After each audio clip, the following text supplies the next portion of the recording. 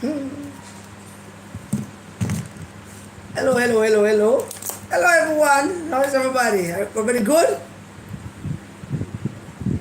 Anybody tired of nomination? Anybody still sleeping? Anybody resting? I mean, I'd love to rest, but I suppose we can all rest on September 4th, or we can just rest when we're dead. I mean, what else to do when we're dead except rest? That's what we call eternal rest. Good night, good night, good night to all of you.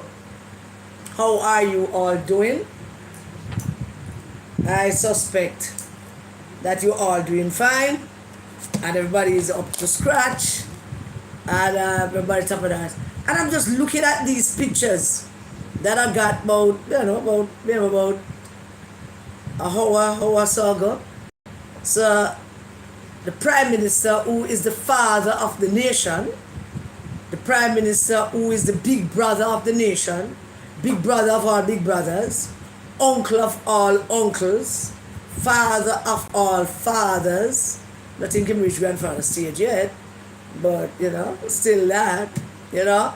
Friend of all friend. Look at him down in Northwest hanging out with Damien again to go meet up with the two young fellows then.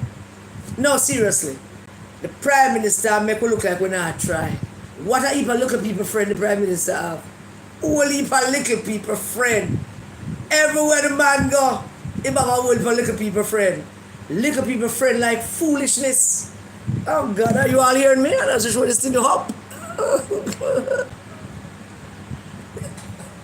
The Prime Minister have a whole heap of little people friend. So I'm go back and check them too, yeah. And if the Prime Minister never go back and check them too, you I don't know what happened to him. And the man them come to them best shoes everywhere. I'm telling you, you can't get over children, you know, you just can't get over them. Them come to them best shoes they wear. Red shorts, yellow shorts, black tops, slippers, sneakers. The man them a grin like Josiah cats. I mean, man just drop himself, man just drop him in a hanger for the Prime Minister's shirt. Have him face in the Prime Minister's shirt. Man, ma touch the man, ma go out pair things. Come on the shots too. I love these guys. I just love these babies. Truly love them. I truly love these babies, man. You can see I input on them shots, you know, one of the yellow shots.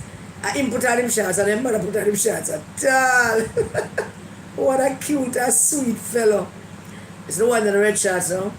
Him is the one with seriously did not go vex forever. Him is the one who was going to vex forever. Him would not get over it. 20 years some down, we're talking about it. How the Prime Minister never come back. As a matter of fact, the next election, well, now you for vote. Maybe the next two elections when you vote, and somebody come to talk to him about vote, you're going to tell them say now vote. Because the Prime Minister never come back. The one that the red shots that is. That was being planned up to make everybody know say I'm not with a politician and him now go vote because the Prime Minister never come back. But the Prime Minister went back. What a wonderful thing. Good night, good night, good night to you all. What a wonderful thing. The Prime Minister went back just to see these two fellas. Isn't that something? Good night, good night, good night. Isn't that something? Because the one with the yellow shirt would have willingly forgiven the Prime Minister for not coming back, you know. If him get to see me next time, him be cool, I forgive him. But you see the one in the red shirt, there would be no forgiveness. Him is the one that Mr. Yo would have come back up on 2 elections from now and tell him say him come vote. I'm saying nah vote. Nah vote because Prime Minister didn't come and him come out for see him and him go away and him never come back. I mean they've been a plan for me so old, sister. Them two have been a plan for me, I tell you. This is great. This is great. This is absolutely great. It's a good way to start tonight's live. Yeah. Welcome everybody, Dujan family, steady family, protecting Jamaica family, Art of Love every time family, JPU family, warm to Vegas, the Vegas vlog family and the rest of them. I don't know. Heal up all of the other bloggers them. Heal up all bloggers. All bloggers on YouTube, especially the ones that are not blogging with us, where we and them in agreement with what we're doing. There are others who are not in agreement, but big up anyway, you know. Can't do a little thing, it don't really matter to me. One way or another. But are you tired? Who on the life tired? Because most of them never do nothing, you know. Never do run up and down and not doing no lives and taking no photographs and doing no nothing regarding the nomination day. And that's where we're going to start tonight. Nomination Day 2025. It was the day that the Lord made. What a wonderful day that was. I mean, I have seen nomination days. Lots of nomination days. I don't believe I have ever been out of Kingston for a nomination day. Come to think of it, I don't believe I have ever been out of Kingston for a nomination day. I mean a national election nomination day. Probably a by-election or something, but certainly not a national election. And it was good. I mean, I left Kingston about 6:30 yesterday morning. Mostly on down. I line up my crew them and set things up and get everybody in order for us to have a great nomination day. And we did. Our first stop was in Greenville. And when we arrived, there was Michael Phillips and him little crew out by the gas station at Greenville. It was supposed to be a Michael Phillips stronghold. And the gathering there was not very large and not beaten up on Michael Phillips. It was not a very large gathering. I count 9 of the what them call them, there was little buses there. I count as taxis. I count nine of those. There were some other vehicles, and there were people waiting. By the time they left, the crowd got a little bit bigger. But I figure I'm going to link up with some other people somewhere else. But I just want to make the point that coming out of Greenville itself, which was or is supposed to be one of its strongest places. Matter of fact, when I went to walk that ends with Damien, people tell me that when Michael Phillips come to Manchester, it's the first place him stop. It's basically him home ground. That's where him hang out. Let me put away the picture of the Prime Minister and him to look at you because it just going to have me cracking up the whole night. Or the Prime Minister would be in deep problem. Yeah, I hear you. If him never show up for them to look at you. So yeah, we were there. And when I saw that, I watched to see, you know, how it go and how it would go. And it grew a little bit, got some more people join, and then it went on in way and stuff. I haven't seen any social media pictures of Michael Phillips' crew, but that's basically all it was. Tonight we can't mention all the constituencies. We can't mention everybody that was nominated.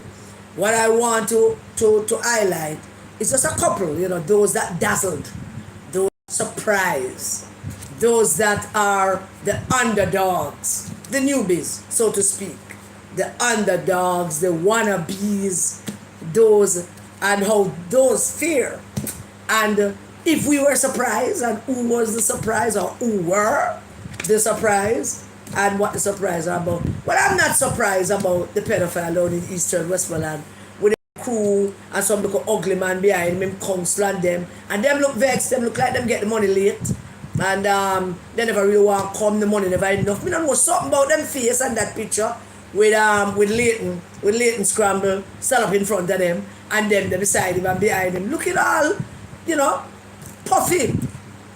You know, like the money never enough, or it just come, or something did go on with him and them that yes, do John World, see about heal you up my brother. And I mean, it just never looks so right. Some things were right with him and him people them wouldn't get to nominate. But he bought himself a crowd. He did buy himself a little crowd. And believe you me when I tell you this in politics, if you can't mobilize a crowd, at least be able to buy one. And it appears that Leighton Scramble bought himself a little crowd. Now, here's the thing with that crowd. I skirt to it. I mean, Michelle wondered, why we skirting through it? Why were we doing? Why we going through it? You know what I'm looking for? What him had there? Who made up that crowd? And what I saw was there was no young people in that crowd. That crowd was made up of middle-aged people, everybody over 40. I can't identify half a dozen people under 40. And if any of you see Scramble Crowd, then please point it out to me, because maybe my eyes them, my eye them bad. But point it out to me, let me see if he had a group of young people in his crowd, because I didn't see it. The grouping out by Michael Phillips, out by Greenville, that wasn't so young either. The young fellas on the bike, yes, and some young ladies there, but it wasn't such a young crowd. It might have crew, but it wasn't such a young crowd at all. So there is that. So the worst thing that could have happened on nomination day, the most worst thing that could have happened on nomination day, is the General Secretary of the Rise United inside the PNP, who got the seat of Eastern Westmoreland through devious means.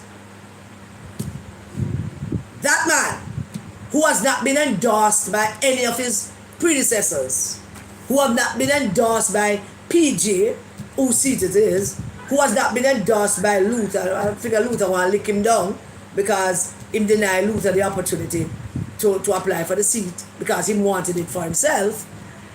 And he has not been endorsed or his hand being held up in the air to present him to anybody. And when they had the opportunity to go down there to present him and endorse him, you know what they did instead? They decided to attack George Wright, who the people of Central Westmoreland tell me George is right. I mean, that's the thing. It is funny, it's going on, it's happening. But here's this pedophile who ran left his seat in Northwest St. Anne and couldn't go back to ask the people to let him back. And there he is, gathering with him and some old men and some washed out men who are look to look something to leave with. Some washed out men in some strange clothes who stand up beside him, looking all puffed up and vexed up about one thing or the other. And no young people not in his crowd. In spite that he bought a crew, bought a little crowd, and nobody not there. But here's the strangest thing and the biggest thing that happened on nomination day.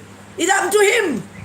It happened to nobody else. And even if there is such a thing as this anywhere else, that never happened to nobody. This happened to him.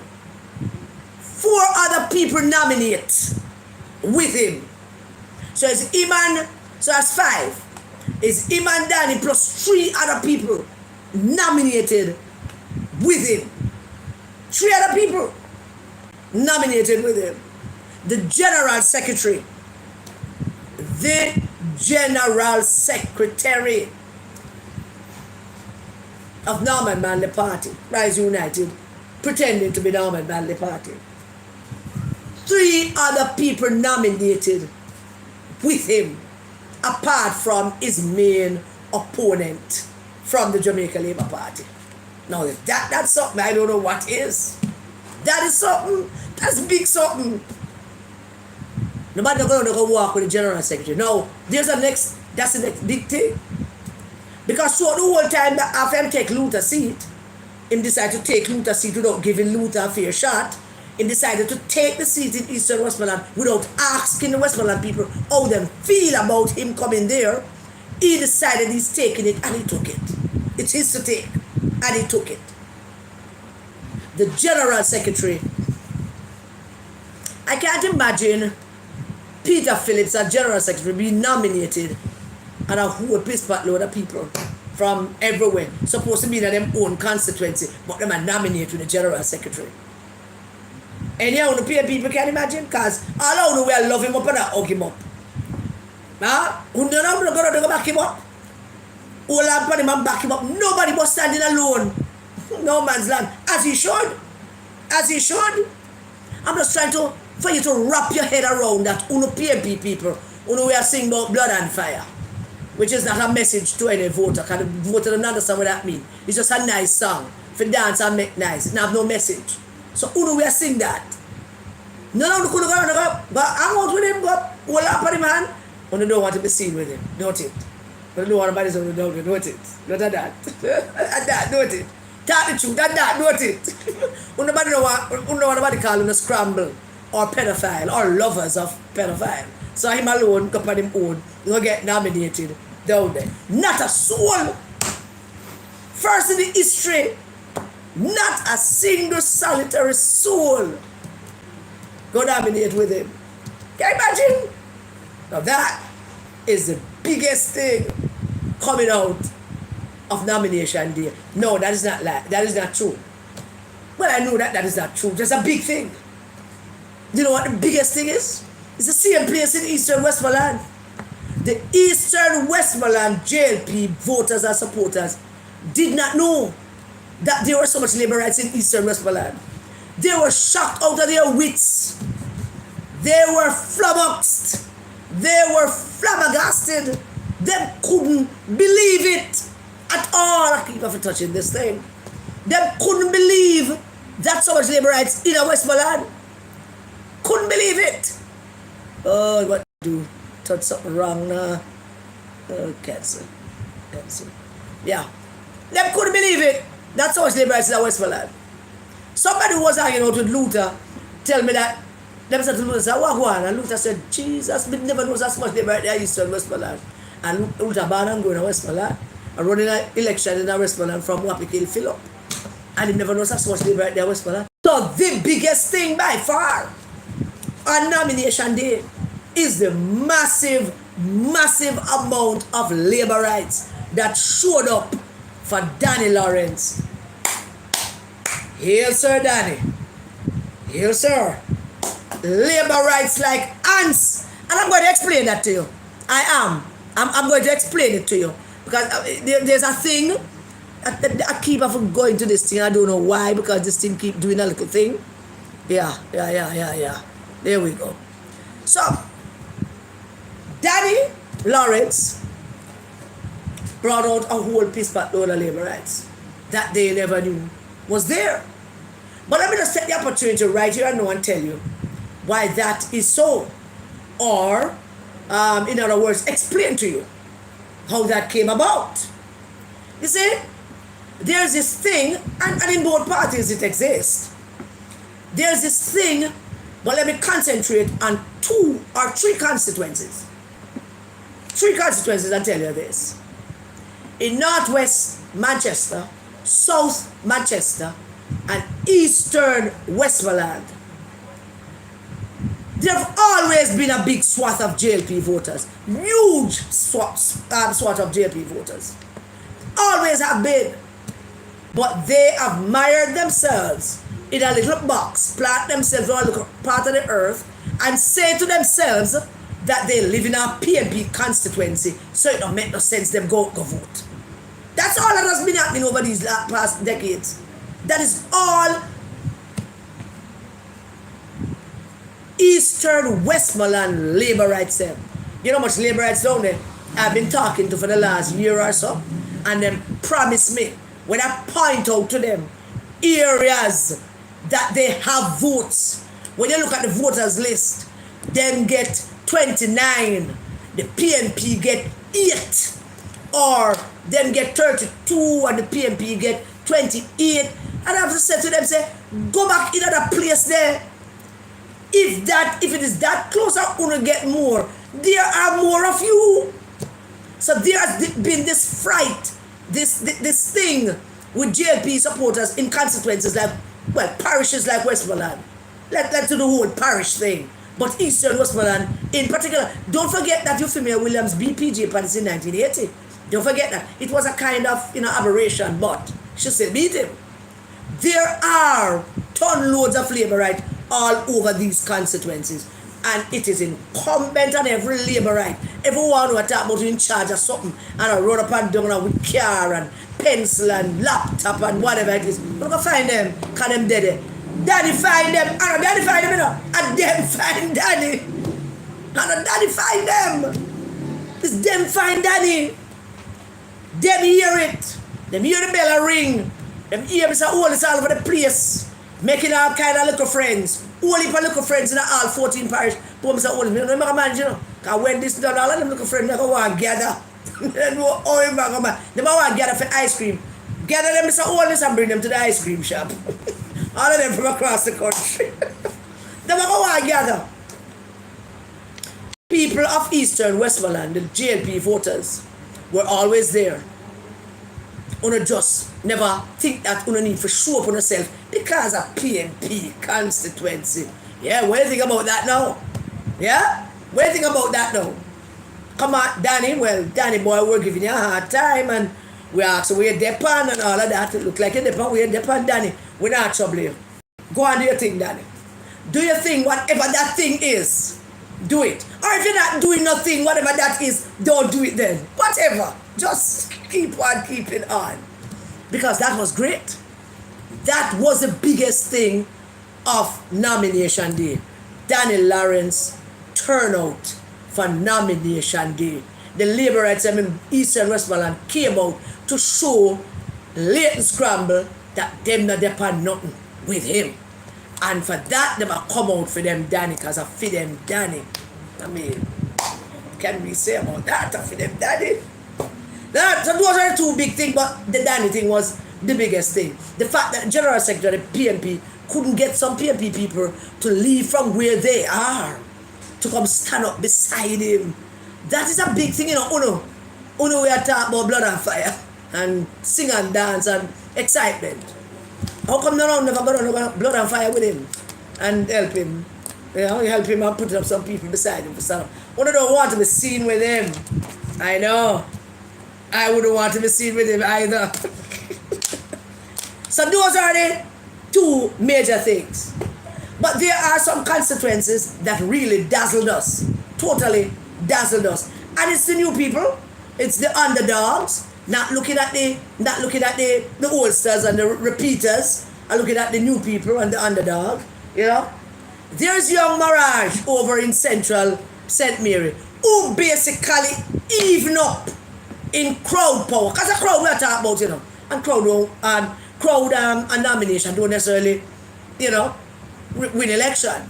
The crowd and nomination is essential to your base to be motivated and to be lifted up and you know, show some forces. That's what nomination is all about. And young Mirage basically evened up with that evil, wicked brute that called himself, that name, Newell, down there, Omar Newell, that Bunting did send Lawrence who go watch him because I'm a criminal. And Bunting did tell Lawrence who said, I give you the job down a wharf, I want you to watch that thief for me. I don't need to say Lawrence was so. And Bunting sent him go watch him. So, I'm a criminal. And him very, not a decent, not a nice person. And young Mirage matched him in crowd size, maybe even do a little tinge better, but it was an equally impressive crowd for both of them. But as I said, him is a newbie too, Omar Newell, but him is not exactly a newbie. A long time down there sabotage Dr. Guy. A long time him down there anchor for Dr. Guy, see and do all kind of evil things. And I know that there are quite a few PNP people who not when cast a vote for Omar Newell. I know that. So him himself pay for a nice crowd. Everybody pay for a nice crowd. Everybody pay for a nice crowd. So there was that young Mirage down in Central St. Mary. Then now, we'll go to my two town. Northwest, let's start with Northwest Manchester. Northwest Manchester never required a mobilization, you know. I want to understand me, you know. I never have to mobilize Northwest and send no marshal down to no place, you know. I said, you for come down as a member, bring up your people about us. Oh no. By the time we reach out of Greenville and turn up the lane and see the 1 and 2 PNP people but come out The crew they there, everybody ready. Them not really dressed already, but them ready. Them not dressed, but them ready, you know. Gas up and everybody cool and me and them sit down there for over an hour with there. Just working out little things and you know. Now Greenville is another place, just like Eastern Westmoreland, where they have basically satisfied themselves that this is a PNP place, and then the 1 and 2 laborers in there just keep themselves quiet because they're not enough. Them tell themselves that they are not enough. And then suddenly they are enough. The day when Bunting and Skeng and Mark Golin and Michael Phillips pass through Greenville and go up the road where the Independent Bill, they were met by a sea of green. I mean, them people were there, yes, but they were met by a sea of green. Something unheard of before now. Unheard of. Because the people who live in Greenville now understand that them not 5. It's not 5 of them or 10 of them or 15 of them. It's a whole heap of them. And those, of course, who also change their minds about Michael Phillips, because them only argument about changing their minds about Michael Phillips is that him lazy and him don't do nothing. And nobody has changed that argument except them have some additional argument now that him is a wife beater. And I asked me if me ear say him is a wife beater. What do you say to something like that? You know, somebody asks you if them MP, if I choose them MP, a wife beater. And you know it's true. How do you answer that? You just answer it with the truth. That's all there is to it. You can't sugarcoat it, you can't lie about it, you can't cover for it. Under normal circumstances, you don't cover for it, but you can't cover for it. You can't cover for the body, no. None of them can't get no covering, not from me. Not cover for the body. So when them bring it up, I ram it and I beat it. Yeah. Add to it, everything. So guess what? Greenville is not as PNP as it used to be. Some of the PNP people, me and them would catch up the first time I go walk with Damien. Boy, I don't know. I sat down there, we're drinking, we're having a conversations about the politics, about the workers' list, about stuff to do with election day, and the one of them want to come down and nobody don't want to walk past. And I realized it. So I got up. Let them go past in peace. Go with them and go. Kind of nominate Mikhail. It's a kind thing to do. So I did. But no matter what Mikhail do, Greenville, down at 14th Street, down by them places, I'm my town now, Mikhail. I'm my town that.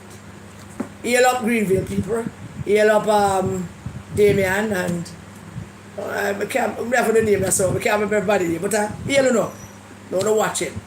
So heal up everybody, we have all the names them listed. So heal up everybody, just not healing up time yet. But big up on yourself.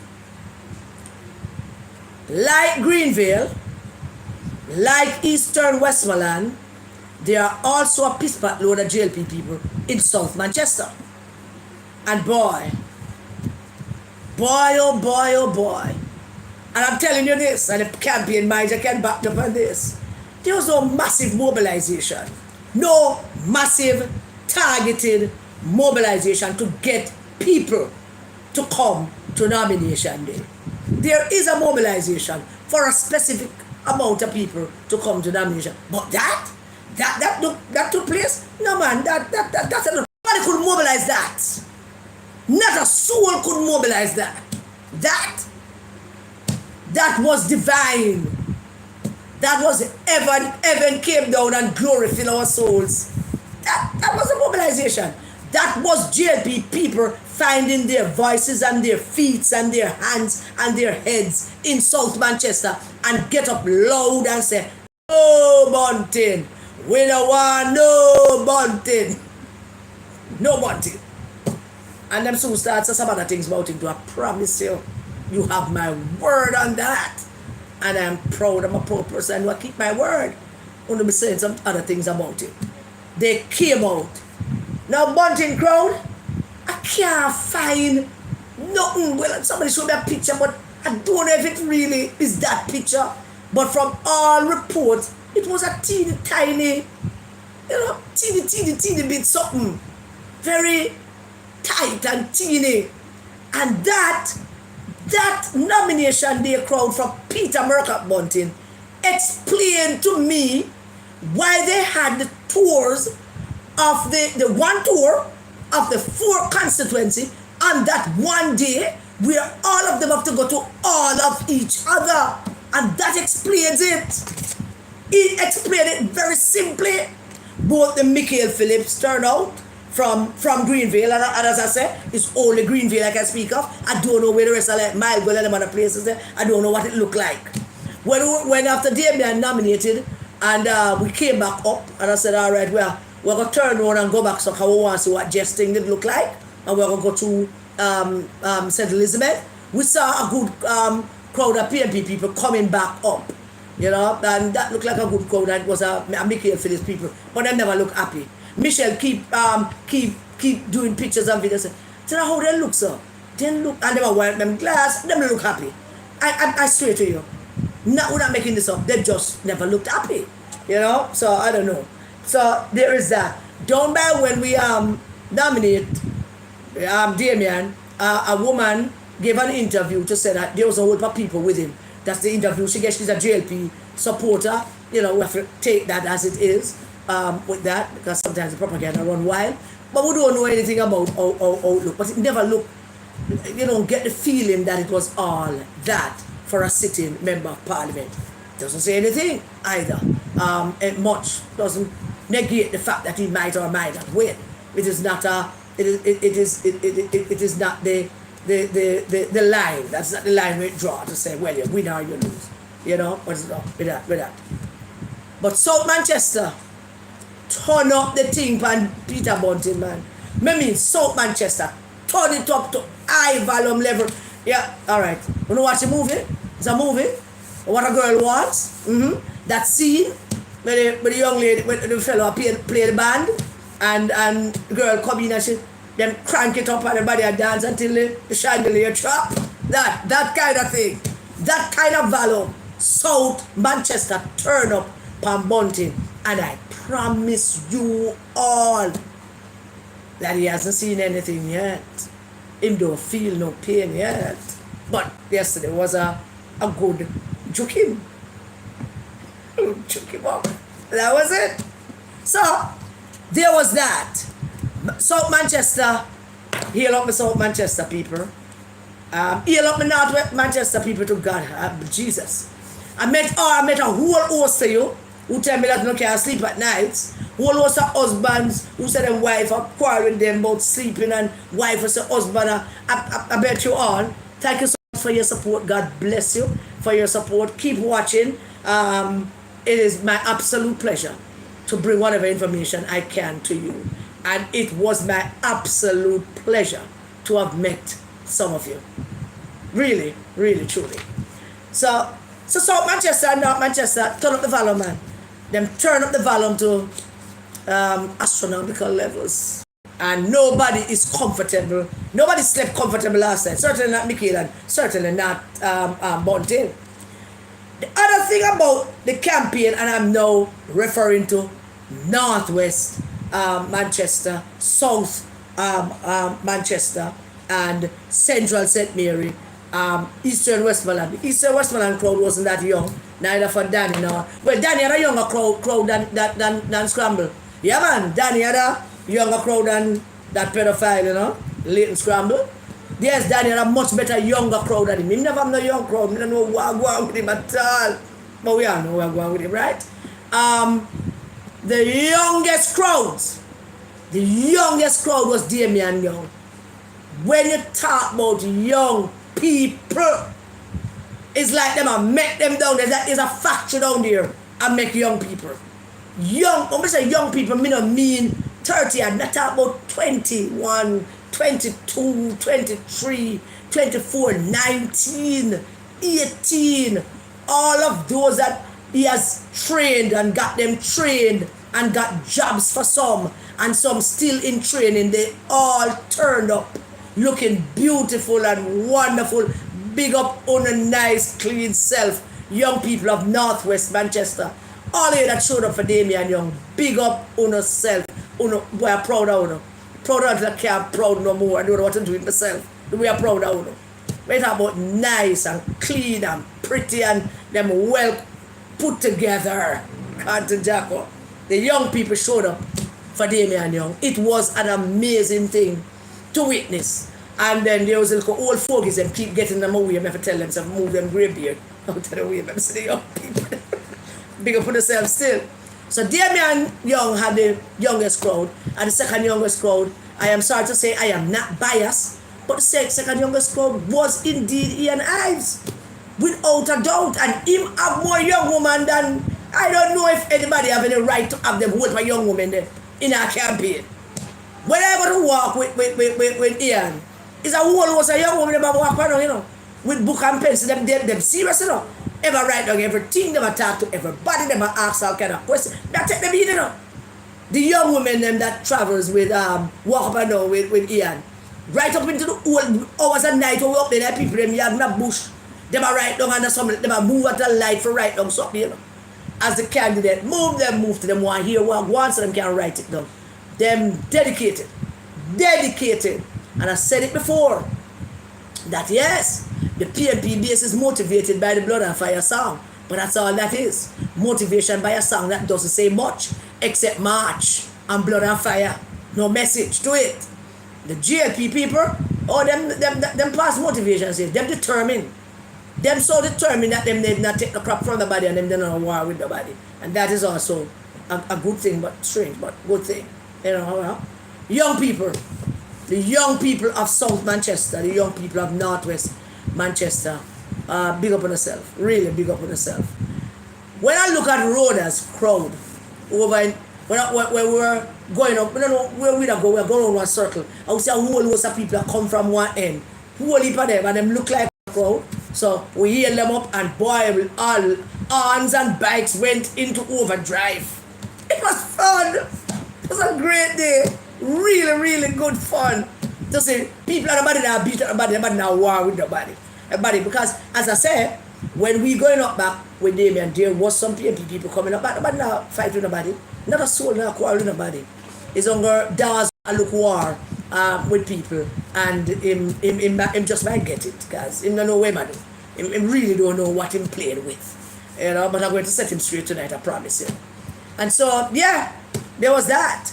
The young people really turned up for the campaign for both Damien and Ian. And I want to send big shout out to my two guys, Damian Young. Hello, Papa. You alright? See, I hang out to the PM again today? Well, yes.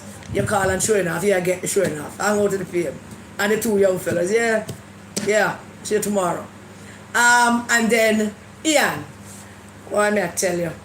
Ian Ives is one of the nicest person to hang out with. One of the, and fun too. I must say more fun than Damien. Boy, Damien, I'm not going to get a little bit of trouble. But Ian more fun than you. Ian is lighter, you know, much more fun and quick with some barbs. But both of you are funny, but Ian is very light. Now, people might look at Ian Ives and tend to make a judgment on him that he's a simple man, which he is. But don't let that demeanor fool you. Ian Ives is a warrior, and he has full intentions to fight this to the end with Peter Bunting. And if Bunting think that Ian Ives is a pushover, I would advise him go think again and again and again. And even if he was a pushover, learn this, Mercat. I am standing shoulder to shoulder with Ian Ives, and anything you come with, we are fling it back on you and double it. So learn that. So you see, we're talking peace, but we are making also contention with you. We know nothing with you. So there is that. So there was a little bit of intimidation going on in nomination. But hear me, these things are normal. It's part of the process. It's part of how nomination day work. As long as nobody no get beat up, and nobody no get no licking on him head, and nobody foot no broke, and nobody died. Thank God, nobody got hurt. Thank God for that. Yeah? As long as that, the little intimidation tactics, the blocking a road thing and all of that foolishness, yeah, it's foolishness, but it is to be expected. And since it was being initiated primarily by the PNP, and for those JLP who do it, let me advise you both. that don't get nobody any votes. Not even one. Nobody's going to stand up and see you and block off the other people supposed to pass and go vote and see you blocking them deliberately and say, yeah, we're going to vote for them then. Nobody. Nobody. No undecided voter, no voter who have any sense of decency and fair play is going to see a whole line of blocking the set of people who are supposed to now pass and stand up and go out the antics and say, yeah, we're going to vote for you. Nobody. So it never again, nobody got a vote for that. Nobody got one vote for that. Not even one. Zero. If anything, you probably lost a vote or two. If you're black out people. But as I said, it's part of the tactics of nomination day. A strange thing about nomination day though, with all of those tactics, we have complainants and whiners and whinges and all kind of people just complain. What complain about? It's a normal thing. That them black off? Yeah, but you should have one plan too. If you have a complaint so them black you have, you never have the plan. You go in there blindly thinking that they're going to nominate and then leave and then you're going to nominate. No, not was ever going to go like that. Certainly not in some cases. In some cases, yes. But certainly not in most cases. Not going on. Nobody's going to nominate. They're going to nominate and hang out and sing and dance to delay you. And if you never plan for that, then you need to go back to the drawing board going forward, because that means that them can rattle you in other intervals other than nomination. There will be other cases where they could. So if I were you, I'd go back to that drawing board and draw again. Mark out all the way upon it and redraw. Because that will come and you have to expect it. And there's no big deal about it as long as nobody gets hurt. But the person that really got me, I mean really got me, the person that was complaining about being blocked. I bet you can't guess. You can't make one guess. Who can guess? Huh? No, come on. I said, you're live. It says I'm live now. Yeah. You see anything? Go on talk and see if anybody. Yes, you're on now. You're on Okay. now. Go ahead. Boy, we went off for a little bit. Is everybody hearing me now? Anybody hearing me? Everybody hearing me? I don't know what happened a while ago, you know. Want to talk to me? Are you hearing me now? We can hear you. Go ahead. Yeah. I'm not talking to you, Michelle. I'm talking to the audience. Yeah. Good. We are back. I don't know what happened to that. I know sometimes the devil put himself in a people's business. And I don't even know at what stage of all of this that you were not hearing me. So, but you know, we kind of finished with the nomination day thing. I'm going to move on to other topics, because nomination was not the only thing that's happening this week. Nomination happened, yes, but it was not the only thing that happened this week. So on Saturday, I went to a funeral in Richmond, up in a place named Flint River. A community member here in Jerusalem, her father died. I knew the father very well. As a matter of fact, I know the whole family very well. So I figured that they want to see me more than she, so I had to go. So I went. And as all funeral goes, there's a funeral, there is other little things happening, and then there is the bars set up on the tent or wherever, whatever they are set up with. So there is that. And so here we are at the funeral up in Flint River. You know, walking around, making friends, greeting people. And finally, I went over to where the bar setup is and buy myself a red stripe light. And there was a little brethren hanging out with me, and I bought him one as well. And there we were, having a drink and started to have a conversation with the people that were sitting under the tent at the bar, as you may call it. It's a tent, but it's a bar, you know. And the conversation was going, there was a little conversation going on with them about school bus and tax, because a majority of them were taxi people. And of course I dipped my mouth in it and start a whole baloo of argument about bus and taxi and stuff. And I blatantly said, boy, I don't think we should have no pitting them to the taxi man, because most some taxi men are rapists and kidnappers. Why would you ever say so? So it started a conversation, not a quarrel, a conversation, where I met a few people that were having that conversation with me. Taxi men, I might say, and taxi women as well. And they have their views about how they believe that things should be and why some things are not as it should be, and how they feel about things. And like all taxi men and all people, they believe also that nobody now listen to them, and nobody now, follow what them are saying and what them want to do and how them want to do things. So them have them views about things. And they're of the views because these taxi men run taxi from Flint River, Richmond, I would imagine Highgate. One and even call himself him say him go town. Him do also do taxi in Kingston. So my God, I look like me have it in here. So they have it. So there's that. Now there was a conversation. One of them named the Ali, the town taxi man, the One Progress boss. Big up yourself, Ali, One Progress boss. I can see your face very clearly because you were just bigging up on that One Progress boss thing. Dainty Donnet, who was the bar lady, I think she was selling the liquor. How you doing, Dainty Donnet? Big up yourself. And Sheena, who was engrossing her phone most of the time. But hello, Sheena. One Gully Road. And of course, Davian, the fish hook hard-working son. We never know what that is. But gentlemen, ladies, you know yourselves. I can't even begin to tell you what a pleasure it was to have met you all and to have the conversation that we had. And one of the conversations that we had with these taxi men and taxi women that run primarily the Richmond route was that they now have to get their registration thing must be on their phones.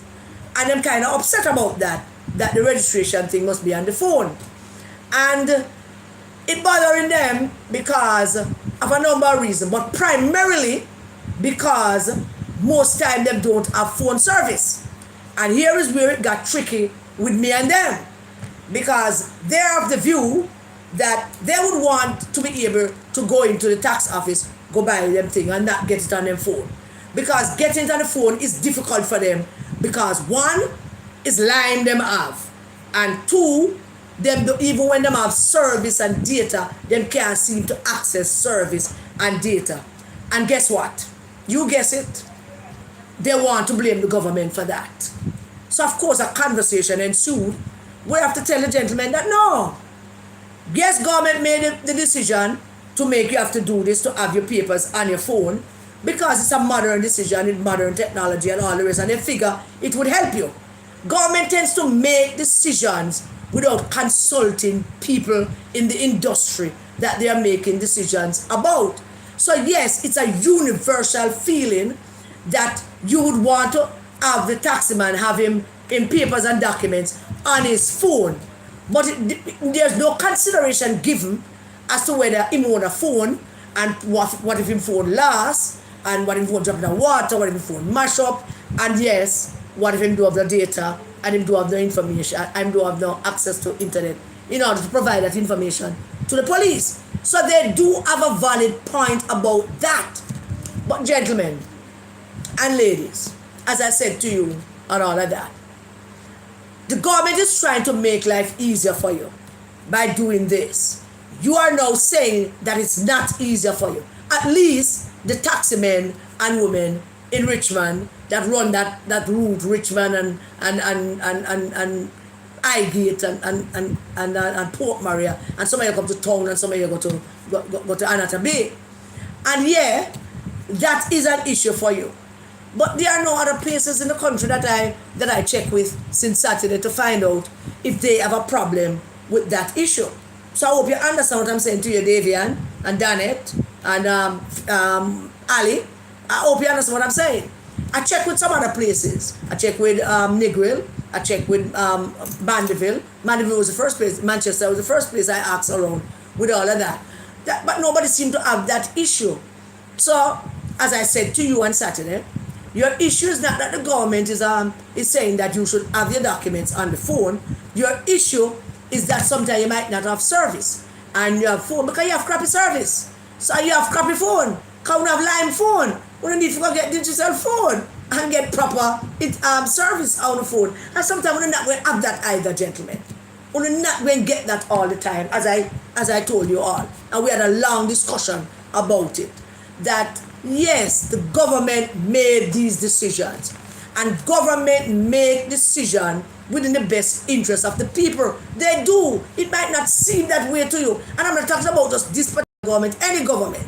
They make decision thinking sometimes that it's good for you, but not checking with you if it's good for you. Them just take an overall thing and say if 80% say it's good, it must good. So the 20% is not considered. And I know that's the reason why you say, why you're not voting nothing. And depend on not voting nothing and Ray and take. But I know better that after a discussion that we had, that you are now fully satisfied with the argument that I made to you about this. But as I said, I would have checked around the other parts of the country to see if these people have the same problems like you have. And they do sometimes without a service, but it's alright. It's better that way still, because everybody got a phone. But some of you guys also want to make the point that you don't have no phone. And I don't know if I can buy that argument that sometimes you don't. But that aside, I am still encouraging you to go out and vote. As I said to you before, go out and vote. And I made my case to you as to how you should vote and what you should think of. I want to hail up Farmer Lloyd, Farmer Lloyd as well. Lloyd, known as a farmer. And then joining the conversation and sat there at the funeral was Mr. Kang. Mr. Kang is a long-time Chinese man who owns the hardware store and probably a few other things in Richmond. Mr. Kang is probably one of the most long-serving businessmen in Richmond. He's the one who hasn't left. I mean, he's one of those who stayed, because Richmond is still a little bit underdeveloped and Richmond needs a little bit more development. But it was great to meet you, Mr. Kang. It was a pleasure meeting you. I was quite taken aback that you're a fan and you watch the program. And on behalf of Michelle and Natalie and Mr. Vegas and all our bloggers that you say you follow us and you watch us, it was indeed a pleasure to meet you. And I have passed on your high regards to the team. When I come back to Richmond, I will come and link you again and we have a chat. You said I should stop by and have a chat. I definitely will. So it was great meeting you. Wonderful, Mr. Kang, and all those wonderful people up at the funeral. But then I met you meet all kind of people in this world and in this country actually. And I met this young man, not young, but I met this man. His name is Joseph. A wonderful name, and I mean he's every inch a Joseph. And of course I bought him a drink, and when I was offering to buy my second drink, he was saying that I don't want to have a second drink, he want to talk to me when we're finished. So when I was leaving the funeral, Joseph drove with me and we went to Zion Hill, and Zion Hill is where we got a whole heap of stuff from Joseph farm. Joseph grew a lot of stuff from his farm, a lot of things that he plant, and we can't even name some of the bush them and the stuff them. But I can tell you we got cane and breadfruit and lemon and God knows what else. I remember some other things, banana and all the rest of it. And I met Joseph's wonderful wife, Marcia, in their nice little home, which I am now told that I was told that we can come anytime. A room is there for us to stay. We can stay a weekend and hang out this neat little country home, and it's quite nice. And I'm going to take you up on that, Joseph and Marcia. So good night. Hello, Joseph. Hello, Marcia. It was wonderful meeting you. Thank you for your hospitality.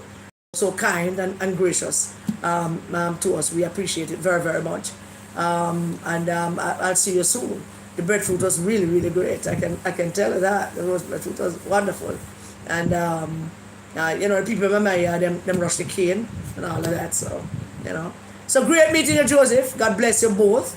And stay safe. I'll see you soon after the elections up. Then I come hang out for a couple of I shouldn't even tell nobody that. But Mr. Mirage, you need to go up to Zion Hill. If Zion Hill is in your zone, I think it is. I don't know if it is. Not sure. But if it is, you need to, or maybe it is Mr. Don and Chris Brown place. So we don't need to go visit people, all of you, and see if we can talk to people about voting and all of that. Then I'm in time. So big up everybody in Richmond. Big up all the people in Flint River. Those that we were having a conversation with about dying, because we went to bury Papa, Mr. David, and it was a big conversation about dying and how it all go. We had a good time. It was good, So one progress boss, DNT, Danet, Sheena, One Gully Road, Davian. Big up on yourself. Pleasure to have met you, all of you, and I truly hope to meet you again. We'll link up again soon. And I'm Mr. Kang. Pleasure meeting you, sir. We're going to move on now to some other little things because the break in the life kind of slow the rhythm. So we're going to try to see if we can pick up back the rhythm. How about that? So go see if we can pick up back the rhythm now. So now, we're going to notice that everywhere the Prime Minister goes, him have these whole heap of little people around him. So him have now a big whole heap of little people friends that the Prime Minister have now. Everywhere we go, whole heap of little people are all up on him foot, and I hug him up, and I kiss him up, and him I lift them up, and him and them having chats about this and that. Do you know how wonderful it is to have a whole heap of little people friend? How is the Prime Minister going to manage when this is finished? And him have to go link up back so I'm little people friend. I'm glad to see him link up back the two little youth them that cry and that vex with him, but him link them up, and that is good. But I know as the leader of the opposition with a little people friend. Is it that little people not attracted to the leader of the opposition? Is it that little people can't stand the sight of the leader of the opposition? I don't know, because I see the little people that flock the Prime Minister. The little people them in awe and wonder of the Prime Minister. The little people them here say he might come. Oh, Andrew, he might come. Look for my little man, them put on them two best shots today, them Tuesday shots today. We're going to meet up with the PM, the yellow shots and the blue shots. Them that Tuesday shots, we're going to meet up with the PM, Tuesday shots and there. And I mean, it is great. But I know something about the little people that flock the leader of the opposition. Thank God for Jesus. But let me tell you something, and I want all of you to listen to me very carefully about this. It's when little people are flock you. It's when little people are ball for see you. Little people and old people want to see you, want to talk to you, or want dying to see you, want to be in your space. That is angels. You hear me? Those are angels talking to you, hanging with you, touching you, passing on the power of God to you. But the leader of the opposition don't believe in Jesus. So look, people can't flock him. Mr. Holness, big up yourself, sir, with all of them little people friend that we have. I hope your staff was taking note of some of them names and all of that, because those are the future of our country. And if you weren't taking names and notes of some of the people that you have met for the next few days that you do have on the road, start taking names and numbers for little people that you have met. You don't know, 10, 15, 20 years from now, one of them going to show up and say, we met in the 2025 elections, and I was so impressed by you that I said I wanted to serve the country, and I'm now getting into politics. You don't know. One of them might turn out to be a doctor. Well, lawyers and doctors are damn, I don't know, but Mr. Holness, you need to, take note of that. It's a good thing. I rejoice in those things. I love those things. I make fun of it. All right? All right, now we'll move on to the Rise United rally turn, parish meeting turn, parish meeting with some other parish in it turn. I don't know. It was that? It started out as a rally, then it turned out to be a parish meeting for Kingston and St. Andrew. Then it became a parish meeting for Kingston and St. Andrew that include St. Catherine and Clarendon and Manchester and some other parish. So it's not really a parish meeting. It was really a rally. So I moved from that to a rally again. And there we are with it. I don't want this thing to get messed up again, I hope. So, the Rise United PNP rally, parish meeting. And I can tell you, and please don't take this as anything making any kind of trouble or nothing, but the first observation that I made about the Rise United parish meeting stroke rally stroke parish meeting again with some other parish in it, my first observation was the early hours of the rally stroke parish meeting, whatever it was this video of Skeng standing in the middle of a crowd down there in Crossroads, and with a lot of people around him, surrounding him, and him talking to them. And we all fibbed and made a joke and said, Skeng look like I'm a leader in the opposition now. So we made a fun about it. But it's no fun. It's no fun. I'm not talking about the rally, because the rally was a nonsense thing. Apart from, it's just music and noise and whatever it is they were trying, something similar to what the Democratic Party did in their convention. It never worked. Bunting coming out with a big book, that never worked either. Nothing worked. Not a thing about that parish meeting stroke rally. Then it went back to parish meeting, including some other parish and all of that. It never worked. Nothing about it. But it was good for the people. The noise, the excitement, the music. That was really the best part of the whole night's event. Apart from Beanie Man coming in to create him scene with him Mark Golding song, and everybody making fun that Beanie Man looked pregnant. That has been for a while now. So they don't know. But the honest to God truth about it, and I'm not going to beat him up because I'm beating him up for the sake of beating him up. There was nothing at all about that rally that served to inspire or juice up anybody about anything. If it was intended to just make the base feel good in the parish of St. Andrew and Kingston and Clarendon and St. Catherine and Manchester, if that was what it was meant for, then it served its purpose. People dance and people sing, people drink, and people go, nobody listened to anything you had to say. I don't know how to say this. There's no other way to say this. Nobody was listening to anything Damian Crawford had to say. Nobody listened to anything Peter Bunting had to say. Nobody don't want to hear nothing from Peter Bunting. Nobody in this country wants to hear anything from Peter Bunting. Peter Bunting and Dayton Campbell are the two most hated politicians in this country. I can go as far and tell you that PNP people, most PNP people, most of UNO in there, most of UNO at the rally, if not all of UNO, would like very much for Peter Bunting to lose and Dayton Campbell to lose.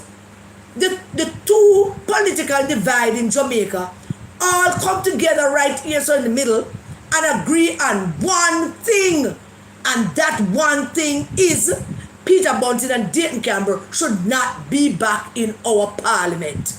That's the one thing PNP people and GLP people agree to. If they could be polled privately, if they could have cast, write it up on a piece of paper and privately put in our box, under the seat, nobody wants to hear anything that Peter Bunting has to say. And certainly nobody wants to hear anything that pedophile Leighton Shamble wants or Scramble wants to say. Nobody. So it was not a rally or a meeting or a parish meeting. What exactly is a parish meeting? What exactly is, because we've been going on the island now for 4+ years, having these meetings in parishes. All we do is rename them. We started out with a tour to introduce Mark. And now we end up with a tour to introduce Mark again. Because that is what all of these parish rallies about, reintroducing Mark Golding. Because here he is every time he open his mouth at these parish meetings, he basically introducing himself, talking about things about himself, which he has been trying to tell the Jamaican people for 4+ years, and nobody now listen. Nobody no interested. Nobody no one know. So there it is.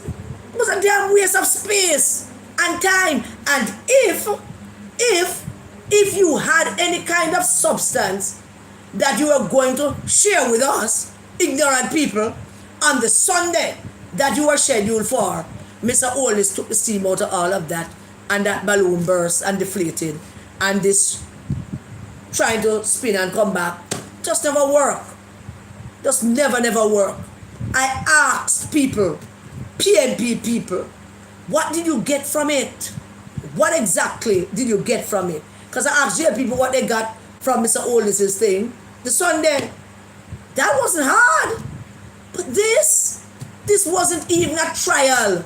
This wasn't even you trying to impress people or trying to get people to understand what it's about. Because you can't say, you spend the time being a clown show. Damien as the backup artist to Mark, and Mark is the backup artist to Peter Bunting, who's the backup artist to Shamble Scramble, and who's the backup artist to whoever comes along. Oh no. It's a waste of time and space. May I make a suggestion to you all over there? A simple suggestion. Yeah? Okay, may I make a suggestion to you all? Pack it up, man. Call it a day. Pack it up. Nobody not listen to you. Nobody listen to you. And you know, worst part of nobody not listening to you are the people who dancing to the Blood and Fire song. That's the worst part, you know. Because the song itself has no message. The song itself doesn't tell them anything except them a Blood and Fire comrade, and them don't know what that mean either. Them never know what comrade mean much as Blood and Fire. So they're just adding more confusion to their confusion. Them think that is something, and I don't know what them think it is. But them don't know. And we can't explain to them because we don't know neither. We don't have a Michael Manley to explain it to him what that mean. There's no PJ to explain it either. There's no Paul Robertson, no Peter Phillips, no DK Duncan. Nobody to explain what exactly it is what they're trying to convey to the voting public. Except lies and innuendos and trying to tear down the Prime Minister, which you have spent 4 years trying to do, and still feeling miserable at that.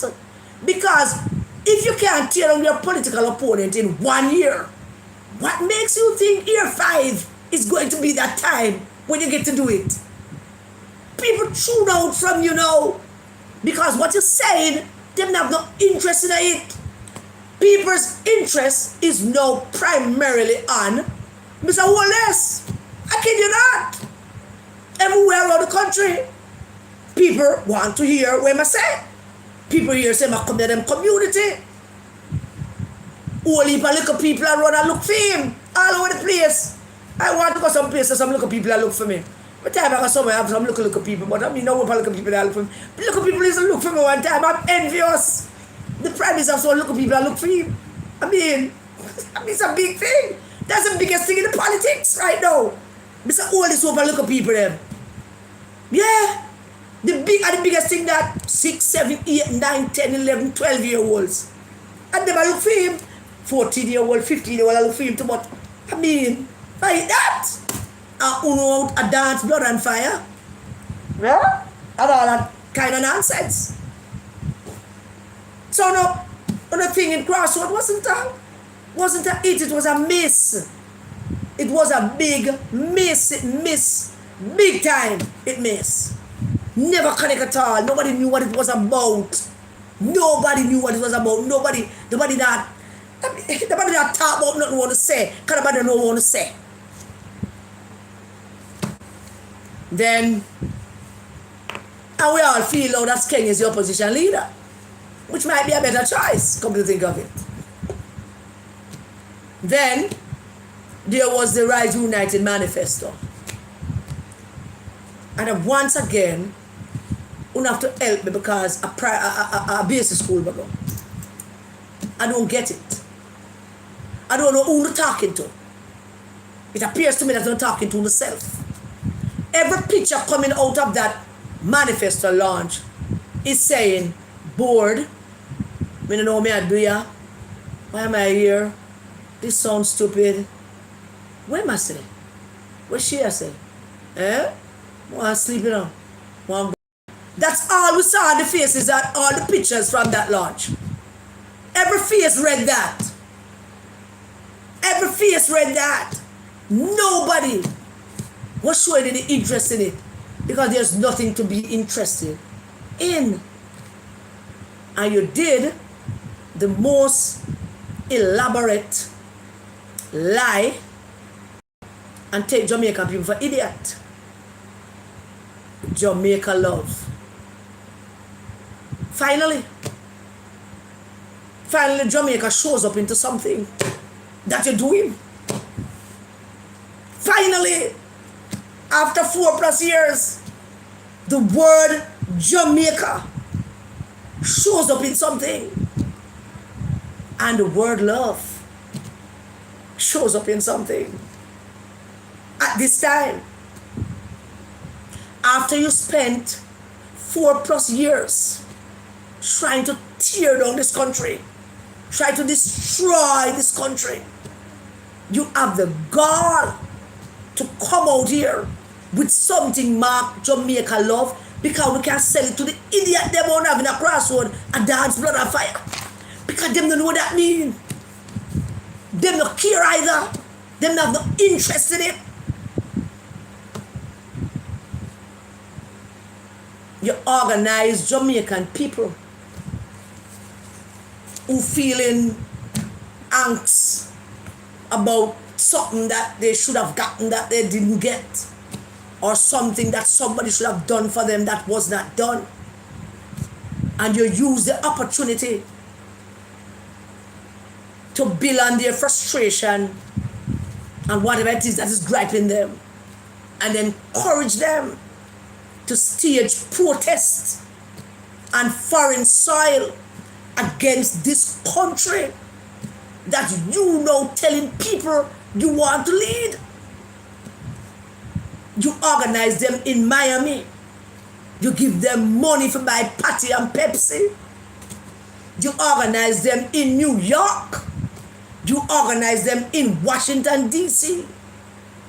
And yeah, you went out there and you have them telling people on foreign soil that they should not trust this country. You tell them that nothing now go on here.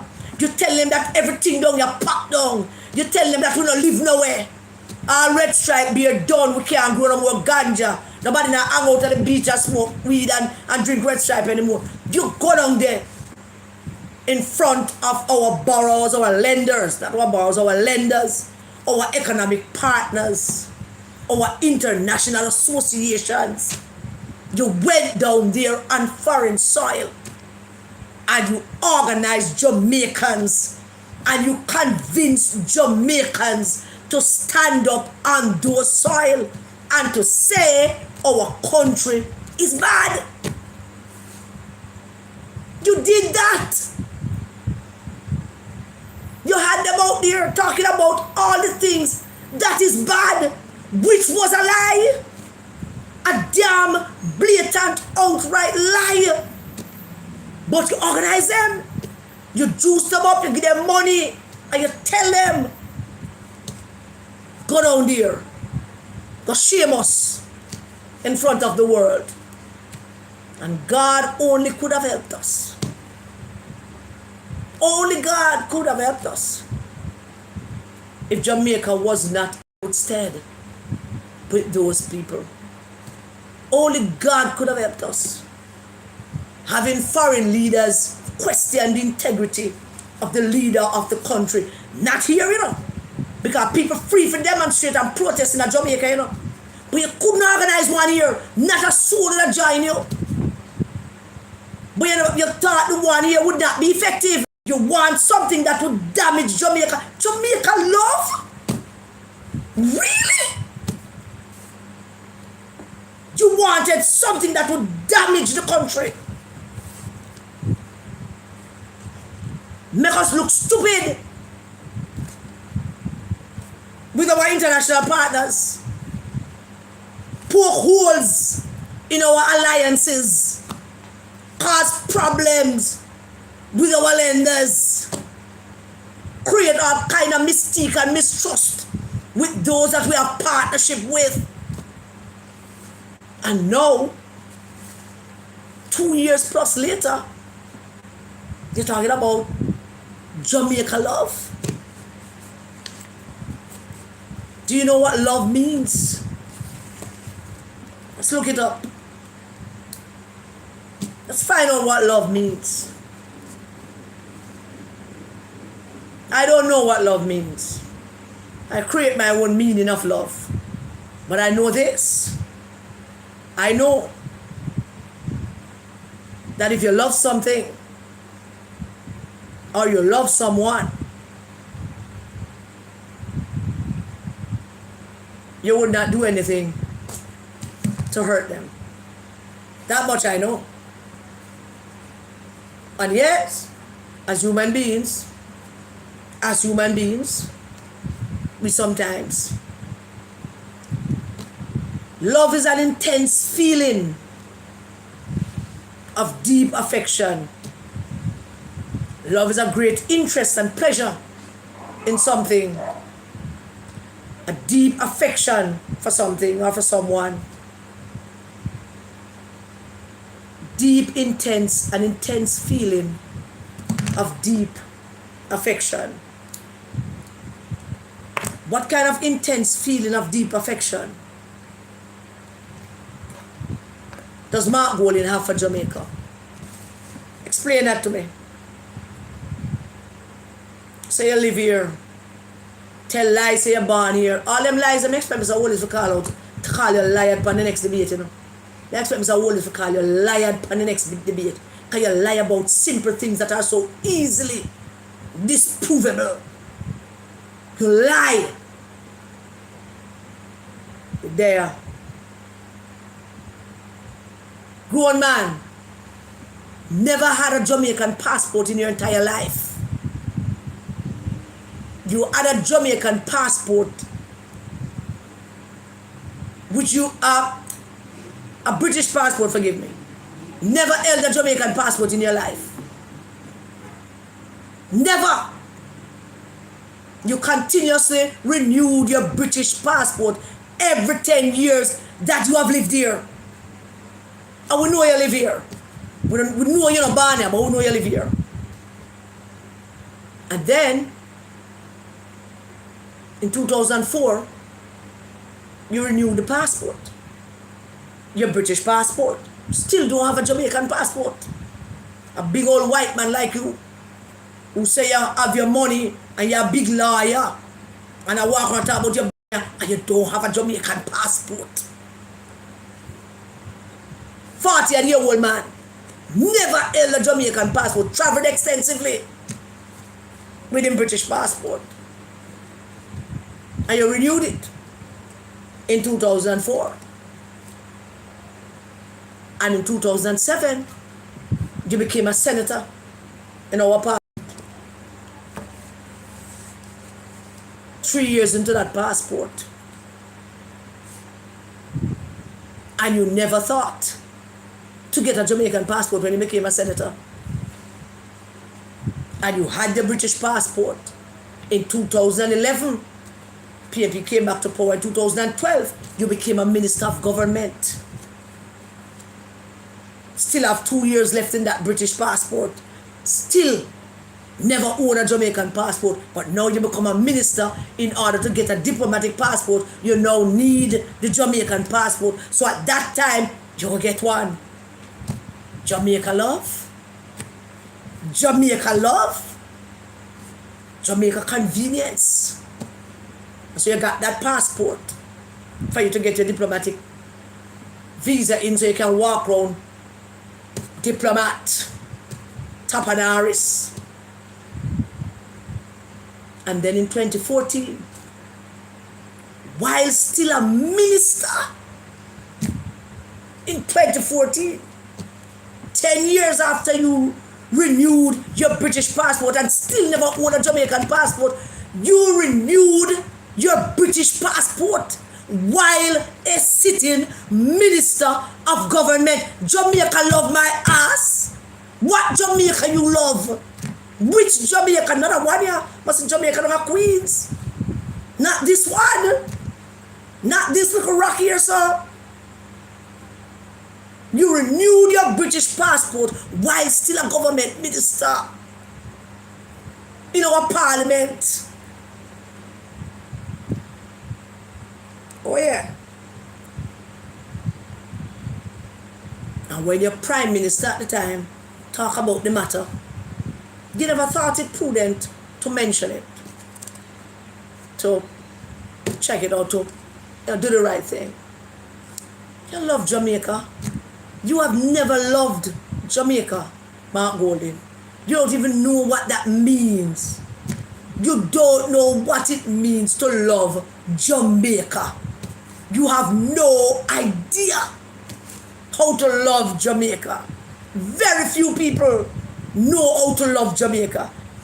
Jamaica is a hard place to love. Jamaica is advanced citizenship. You have to want it badly to love it. You have to live in it. You have to breathe it. You have to engage in it. You have to get up every day and breathe it. I say, yeah, I mean this. Love my country. You don't love Jamaica. You don't love Jamaica. And in 2024, the next 10 years when you're due to renew your British passport, the whole thing busts out. That you still have your British passport and you have been renewing it, and it's only when you became a minister of government you actually got a Jamaican passport, just to accommodate you getting a diplomatic passport. And when that came out, what did you do, Jamaica love? What did you do? You fuss, you quarrel, you say you don't have to give it up. It's your father for you.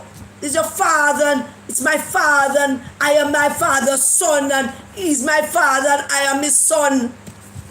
So I'm entitled to it, and I do have to give it up. I'm not giving it up. Why should I? Quarrel upon quarrel between you and the Jamaican people for you to give it up. And you fight us every step of the way, say, nah, give it up.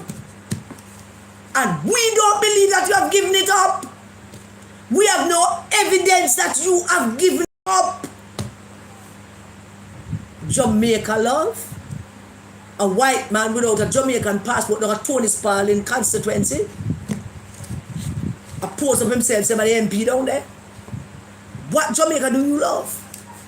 Not this Jamaica. You don't know nothing about us. You have no idea about us. You don't know nothing about our story, Mark Golding. You don't know nothing about our history, nothing about our experiences. You don't know us. You're not a part of us. You do not love Jamaica. Don't use those words about Jamaica love. You're trying to capitalize and choose Jamaica. You see that everybody depend Jamaica. And you look for some political expediency. So you come up with this, you bag of crap. About Jamaica love. Jamaica love what? You don't love Jamaica. Do you own anything here? Anything at all. Do you own a home here? No. Even if the car we drive own here, think maybe the government provide that car for you now. You don't own anything here. Nothing. You don't own a thing here. Jamaica love. It's the same trick. Same old trick. Where people like you believe that you can come and use some little words and fool up the nappy-head, bumpy-head people down here. How stupid. We don't go to good school. So we don't know nothing. So you can come up here and you can say, alright, I'm going to say Jamaica love. I'm going to use Jamaica love now. Yeah, the master say I love Jamaica. Yeah, I'm going to do the dance. Yeah, I'm going to, yeah, I'm going to do marching. Yeah, and I'm going to talk. I'm going to say, yeah, man. Yeah, my right hand in the juggling, you know. My brethren, you know. Jungle I come from. Yeah, Jamaica love. Because we're idiots. We're stupid. We don't know what that means. You want to know what it means because you go to big school. You come back from Oxford. Jamaican people. It's a lucky thing, sir. The manifesto is crap. It's trash. I've nothing to offer the body. Nothing to offer us. Not a thing. For 4+ years, this man has been walking around the country introducing himself to us and coming up with all kind of things to try to impress us. And he come out with a manifesto, and it is once again a trick with a name and a title, because him have a ticket, him know how we think. Jamaica love. Come as I always say, choose Jamaica. And we are saying Jamaica, we are saying. So you know, we're going to hang on to that because that might help you. Jamaica love. What? Show me the first page of that manifesto that says Jamaica love. What it says about Jamaica and love. I'll separate the two. Love, Jamaica. One. What are the other? Whichever one. We'll take one. Don't prove nothing about the two of us. Just give us one. Just one. Either Jamaica or love. And explain to us what that is. You are nothing but a lying. I'm talking about lying. I've never met somebody as lie as Mark Golden. Out of lie about things that are so easily disprovable. Just get up every day and you lie and you lie. Jamaica love manifesto going down in flames. Flames! So when Bunting him go off and talk about it, this and it, that, it's a lie. Nothing never sell off or not never quad with it. It's a damn lie. It's an empty barrel. Jamaica love. For a white British man who never owned a Jamaican passport until he needed to be a diplomat as a senator and minister in our parliament. A man who continuously renewed his British passport, never thought, not even for a second, that him going to get a Jamaican passport because him love Jamaica. Jamaica love my ass. I burn for burn on that. Everybody get a copy of it should burn it.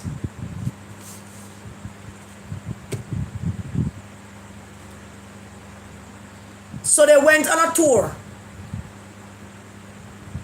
of Manchester. And when the Prime Minister come into Northwest Manchester, I am alone and him little crew. And it's only Northwest Manchester. That's it. When him come into South Manchester, him and him little crew and South Manchester. Them couldn't go tour Manchester, constituency by constituency. Oh no! Them couldn't tour it constituency by constituency because them can't pull people out for that tour individually. So they joined together and decided, man, that them must see if them can create little excitement and start drive around with Mark in a top vehicle, man, rest of them, driving through places. All four of them combined together could not bring out a good size of the crowd to come tour with them. Even when them carry opposition leader Skeng with them, not even that never make no difference in terms of the greetings that they get, or how people reacted to them, or what happened. As I said, when them come up into Greenville was green, away from them. And them tour all over the place in Manchester. All four constituents with all four of them. And the new opposition leader, Mr. Skeng. Or maybe Senator Skeng, I don't know. One of them things then. And they toured. And after they toured, they did their marching song right into Porus. When they left Greenville that day, about 10 minutes later, I rolled into Greenville. And whatever they think they went to Greenville and accomplished, I mashed that down in short order. Mash it down. You hear that, Mikhail? Mash it down in short order. I did. Mash it down. Short order. Tour and go all over the place.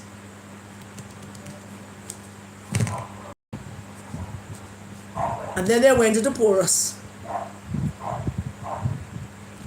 And then block off Porus. And we come out, so we are go up there. We drove in. Police them divert us to a side road. Unfortunate for us, Miss, God, I don't want to mess up the name. I don't want to mess up the name. Prosperity Polly. I don't want to call her Prosperity Polly. I want her to call her by her real name, but I don't want to mess it up because she seems a little upset how people mess up her name, and I can understand because I don't like people mess up my name either. But Prosperity Polly was traveling with us that afternoon, and she left her bag in our car, so we had to turn back. I'm going to meet her in Mandeville to give her bag.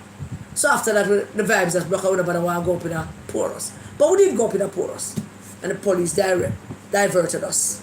So we had planned to go on the top and come back down to check it out. But we did check it out. It wasn't all that.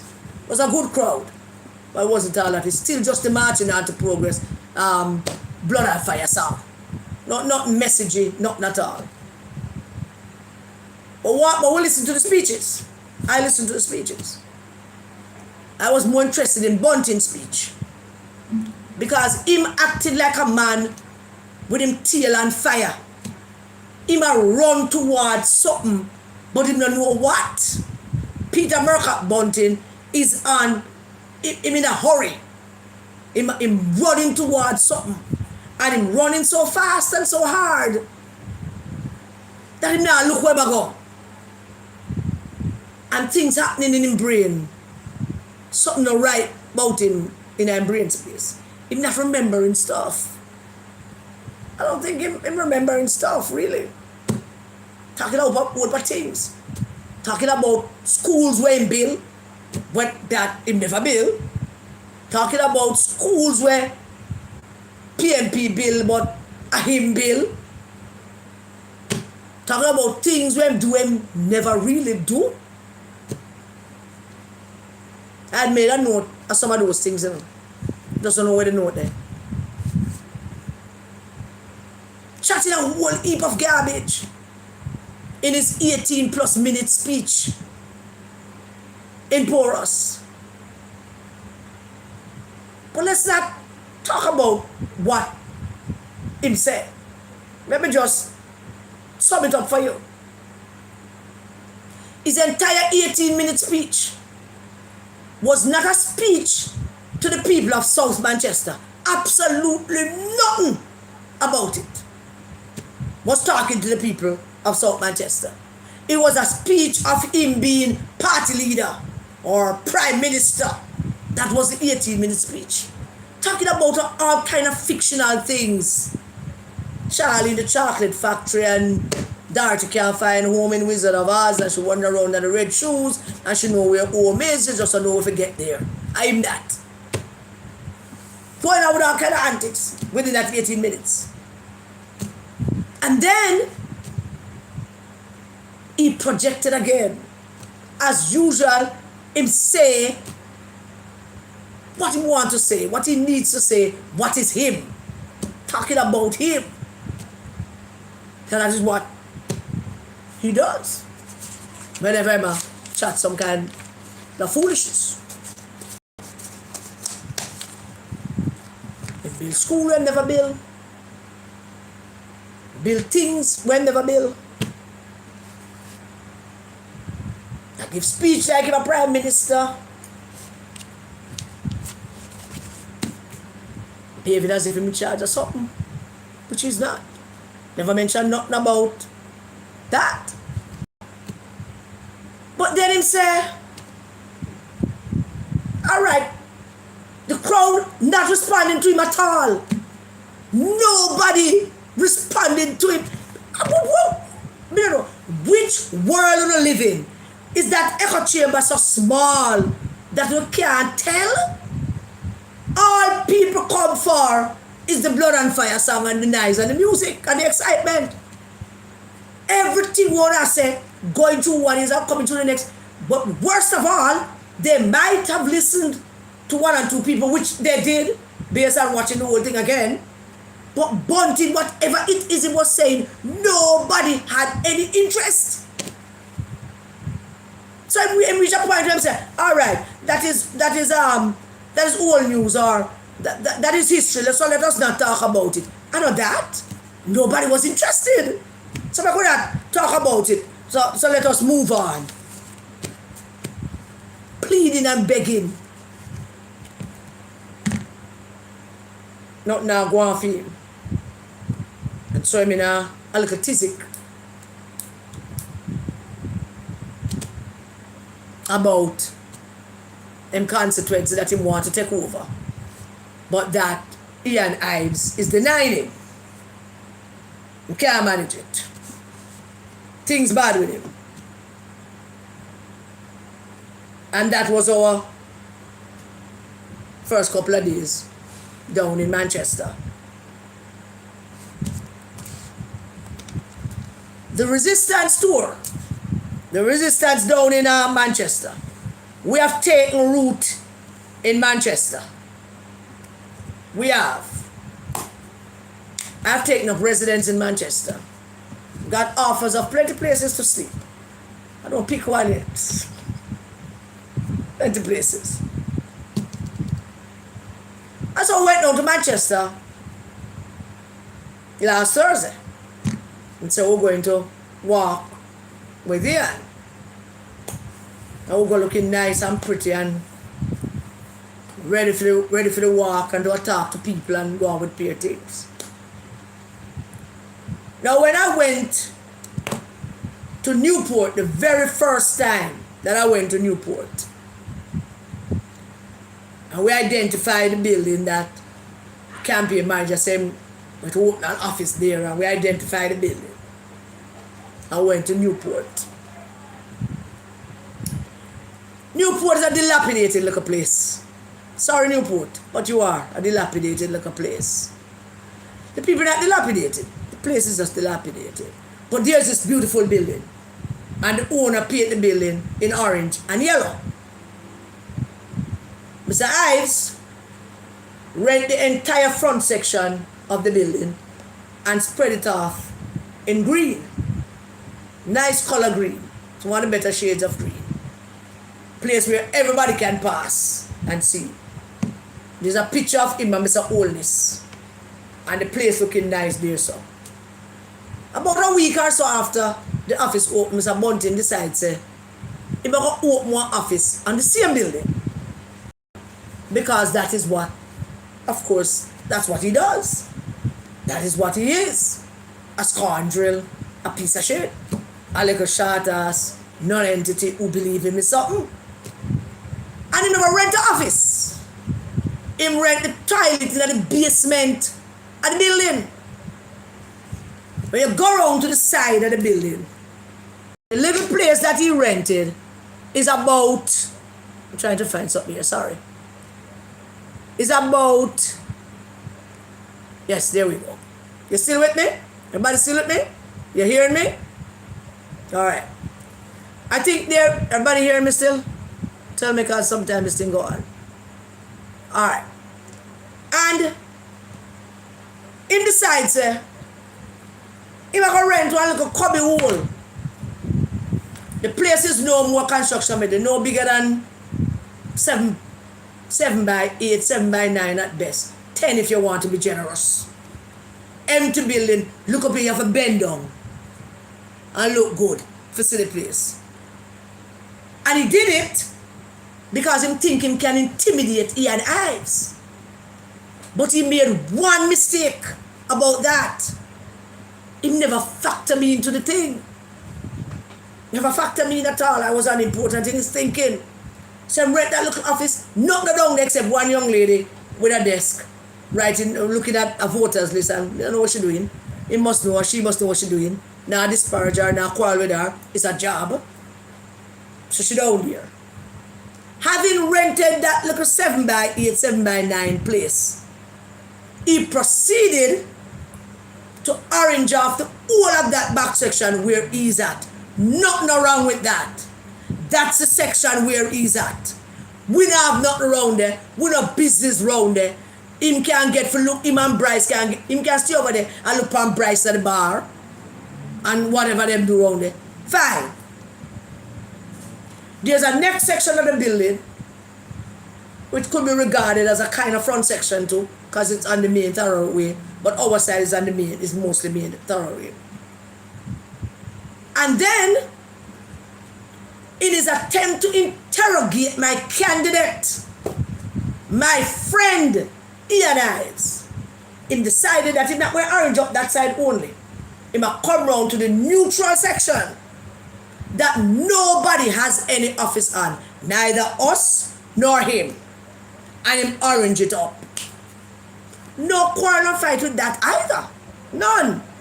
Him orange it up. When I arrived there, I don't like it.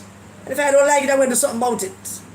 I like it. I don't need no other reason except me I like it. And that's that. So I said to them, we don't have no green nothing. They only have a few flags. So we decided to put up a few flags. Woo! Everybody can catch a fire. To put up a few green flags amongst the orange. We don't take off nothing, you know.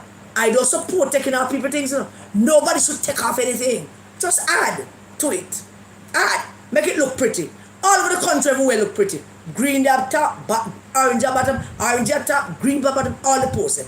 One green, one orange, one green. The place look pretty. This is Jamaica. 2 major political parties. And this way I do. And so way I do it. No, but them can't stand it. I don't think it's that them can't stand it. It's me and them problem. But them have to live with that for now. One scene and excitement them start to create about it. But that would not deter me. That would not deter us. Hey, Bubbles, you alright, Papa? Bubbles and Crazy, you know good? My team that, you know. Bubbles and Crazy, big up on yourself. Soon. So we start getting some of the little flag, we start put them on. Lo and behold, Mr. Frowsy Bryce came up. Now him, they're on Bunting pay bill for about 25 years now. Him they're on Bunting pay bill. So him now can't think one original thought for himself. Him only repeat things what Bunting tell him to say or to think. So Bunting said, this is what you must think. Can call him at 3 in the morning and say, this is what we are thinking tomorrow morning. Yes, boss. We'll get up tomorrow morning and that's what we're thinking about. Yes, boss. The red book. Yes, sir. That's him. Him no have no capacity for independent thinking. So I'm coming over. I want to make Dirty Carrie like me something. And of course, me and him had a little tiff back and forth. And then him promptly went back to him bar. Him don't want to stay too long. Because him knew. Bryce was vice chairman for the PNP-YO in Manchester when I was national chairman of the PNP-YO. And I don't know what he did. couple of the PMP one day, and I don't know what he did, and I threw him ass down the stairs of the PMP. And anybody who know that PMP building, know me attack. I threw him ass down there. I was going to jump down there, fast up some things for him, and some people stop it. That bugger going a John Jr. car go sit down the whole day and wait till John Jr. meeting down and hitch a ride down back to Manchester. So him can't test me. The first thought that came to my mind, God is good, you know. God is great. I am still doing what I'm doing. Because them can't unravel me. Me can talk and still do what I do. And me I watch them out of my eye. The corners of my eye. Me alert. And when him say that, if you ever know run through my mind, and I take a glance, and I look down the stairs, and all that was down there was concrete and surface of the road. If I fling him down, there's a murder charge. And I whispered to myself, thank you, Lord. Because I threw him hell down that stairs that day. When him come out there, come say that. I was. It crossed my mind for a brief instant. Just fling him over there. Because he's weak. Drink too much rum. Don't eat enough nourishment. Drink too much rum. And now no use tonight himself, now no woman. So, a weak man them there. I could fling him over there with ease. And it did cross my mind for a sec. But good Lord said, no, Karen, Cecilia, don't. But when I had a chat from them, I was not satisfied. And because of their behavior, the Thursday, we went back Friday. And with this time, we had a whole heap of green cloth. So we just green it up. And then do our next quarrel. Fine. We went further, we green up some other places too. We had a chat from them. The only place we never green up is where they have the PMP orange tie up on the garbage bin. It flies and all. We're not going there, sir. Bunting said us, I'm a garbage man. So we're not going there. But we not take a chat from them. And then, while Bryce is at the bar, we went up to Fiend Place where him come from. Where him continuously tell people, I want them counselor will tell people that him not getting any money to fix parochial roads that are the responsibility of the parish council. He might tell people say an MP for fix it and because the MP and from Freedom Party, him not get the money for fix it. I would tell the people them say lie. You tell Bryce, would tell the people them say you get the money. Would tell them how much money you get. You think never go up there without that list? Me tell them how much money you get for fix every road up there. You, Bryce. You and your boss, Bunting. And we will not tell the people of South Manchester how much money you get to fix the inside of them road. Them small roads, the parochial roads, where you tell them so you don't get the money to fix. We tell them how much money you get Christmas and the Christmas before that. When you tell them, say, you don't get not much because of the in a government. And the idiot them believe you are not knowing that the parish council is controlled by the PMP councillors. We told them, Bryce, we did. Because it's you first I get licked down. Do remember, when you get licked down flat, and it's not physical, non-physical, but do remember that when it happens, kind of remember that you started. I don't mean, you started, boss. You have a pension for start things that you can't carry through. You have a pension for start war that you can't fight. You don't learn nothing from those things. You just get up and start war. You don't think it through. How this war going to go? What do I know? How it going to end? How I want it to end? You don't think about you. So wars in your town, in your hometown, I will put up green all over the place. If you ever touch one of them, Bryce, touch one. Touch one. We'll put up stuff in your place. All over your town. Up at your yard we go. We are till 8 o'clock at night. Talking to people and telling them what a liar, wicked piece of crap you are. We told them. They know you know. They believe me. I'm a nice looking brown woman. Me not tell them the lie. They believe me. Oh, they love me up at your town now. You must phone call me yet already? Me I'll dap one look a boy up there. You shouldn't start it, you shouldn't do it. But you do it, remember that you do it. And then, Well, you down at the bar and we up at your town and play romper room. I wanna play with you now, Bunting. You are friars, but we have this card of you first. A Bunting we are dealing with. Him, Peter Murdoch Bunting, you who sat in the PMP conference room that you don't know nothing about and talk about, we will expel her. Oh yes, boss. Indeed. I thought there would be no consequences for that. I am making sure that the voters of South Manchester know who exactly you are. Every single one of them that I have conversation with, I am telling them who you are.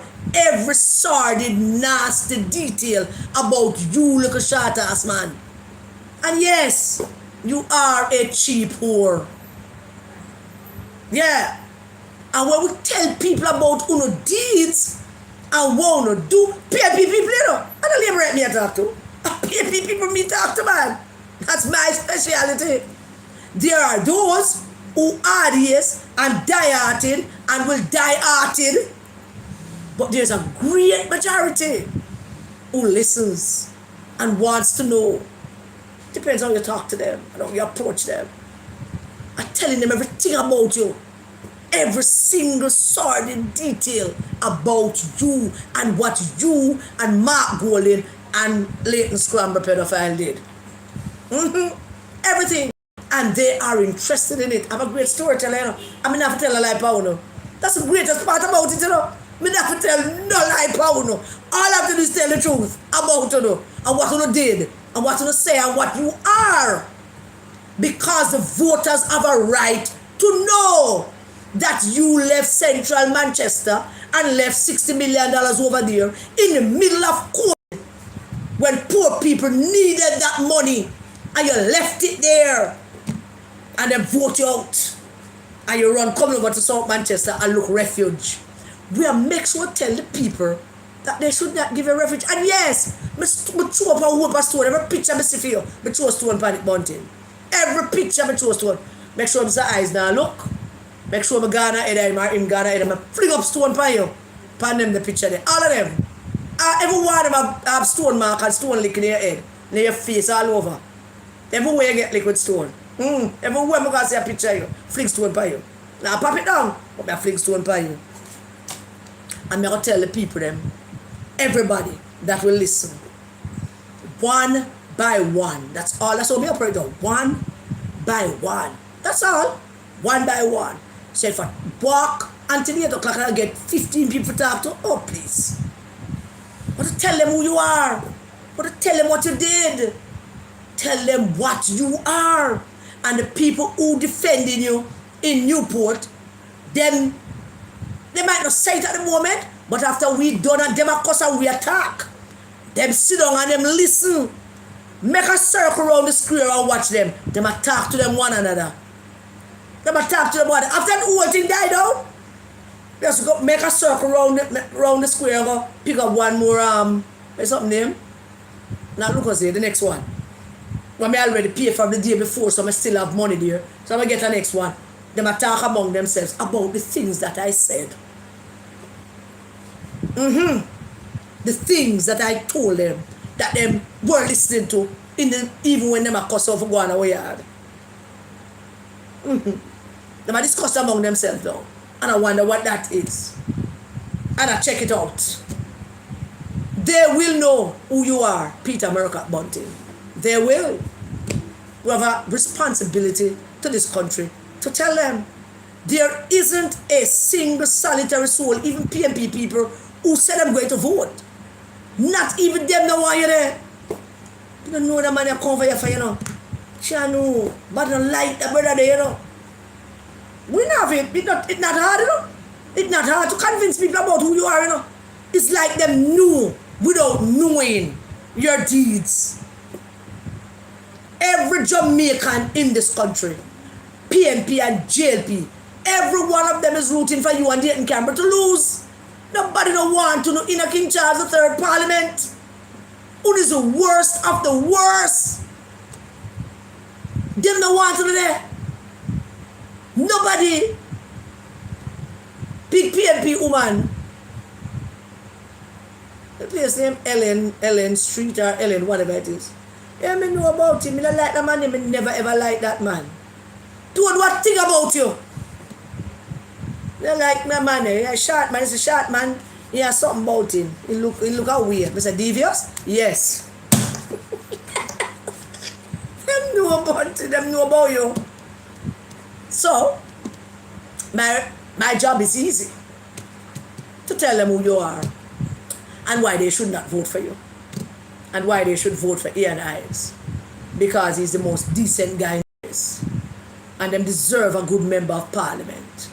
A member of parliament who's not going to use them and abuse them, because that's all you're going to do. We tell the people who support you to. So use them. And you know something, Bunting? They believe us. They know. They know that is use them. So we're going to encourage them to make sure them get as much money out of you as possible, because it is your only power. I will make sure I tell the PNP people that Mark Golding and Peter Bunting and the whole around who get a whole of money from the friends them, and they mustn't go out there and do nothing unless you not give them money. Them have a whole piece part load of money, PNP people. All out there up and down yesterday the nomination. How many you went home with $10,000 in the pocket? Them have piece part load of money. Them the who done. Who must demand of money. Don't make them tell a lie. The only reason they're putting out polls is two reasons why they're putting out polls. One, to keep you motivated. And two, to make sure the big people don't give them money. So they might get money. Now, Uno would be idiot if we not rub and not dance and sing song and go like an idiot and don't make them go no money. Them have piss pot load of money over there and take no chat from them about nothing. May I tell you something about money over there? Don't make them take no idiot. Alright? So we are in Manchester South and Manchester Northwest. I have no beef with Miguel Phillipson. People don't call him Miguel. It's just one problem we have with Miguel Phillipson. Is that he's such a coward. And I can't even begin to imagine a man not defending his father in the face of what these men did. Not one time did he stand up and defend his father. I have to tell people those things, Miguel. I have to tell people them things, Miguel. And I have to tell them and add to the whole wife beating thing. I have to add to it. They must spread it now. All over the place. Everybody will know. And them things that don't stay hidden for long. Just in time. So nobody will forget. That is what you are. I've been on a personal beef against you. You know? I don't hate you. I don't even hate Bunting nor Dayton Campbell. But them, you have to feel certain kind of pain. Pain, man. And so, we are in Manchester raising hell and powder house. And whatever else that needs to be done. We're going to just do it. I will not back off from doing it. I'm not backing off from doing what I need to do to ensure that the people of South Manchester understand that the best choice for them right now is Ian Ives. And the rise of the GLP voters in Manchester is so evident, it's not funny. It's like them just crawling out of a hole. Or them coming out of a bush that they have not been out of for years for the last 3 elections. We met a wonderful senior citizen by the name of Miss Inez. I think she's one of my crew member mother. She's crazy. I think she's crazy mother, Miss Inez. And Miss Inez wants us to tell the Prime Minister that she's praying for him on her knees every day. And it's not just me. It's me and my other people them. Tell him we are praying for him. Pray for him. Miss Inez praying for you. Mr. Prime Minister, I don't know if I told her that you were coming, and I don't know if she get to link up and meet you. She would have loved that. But I take my duty and my responsibility serious. And you know that, Bunting. So when I take on something, I'm dead serious about it. I'm going to let it go until it reaches natural end. And so, the GLP voters are out of their sleep. And they are rising up to come on there.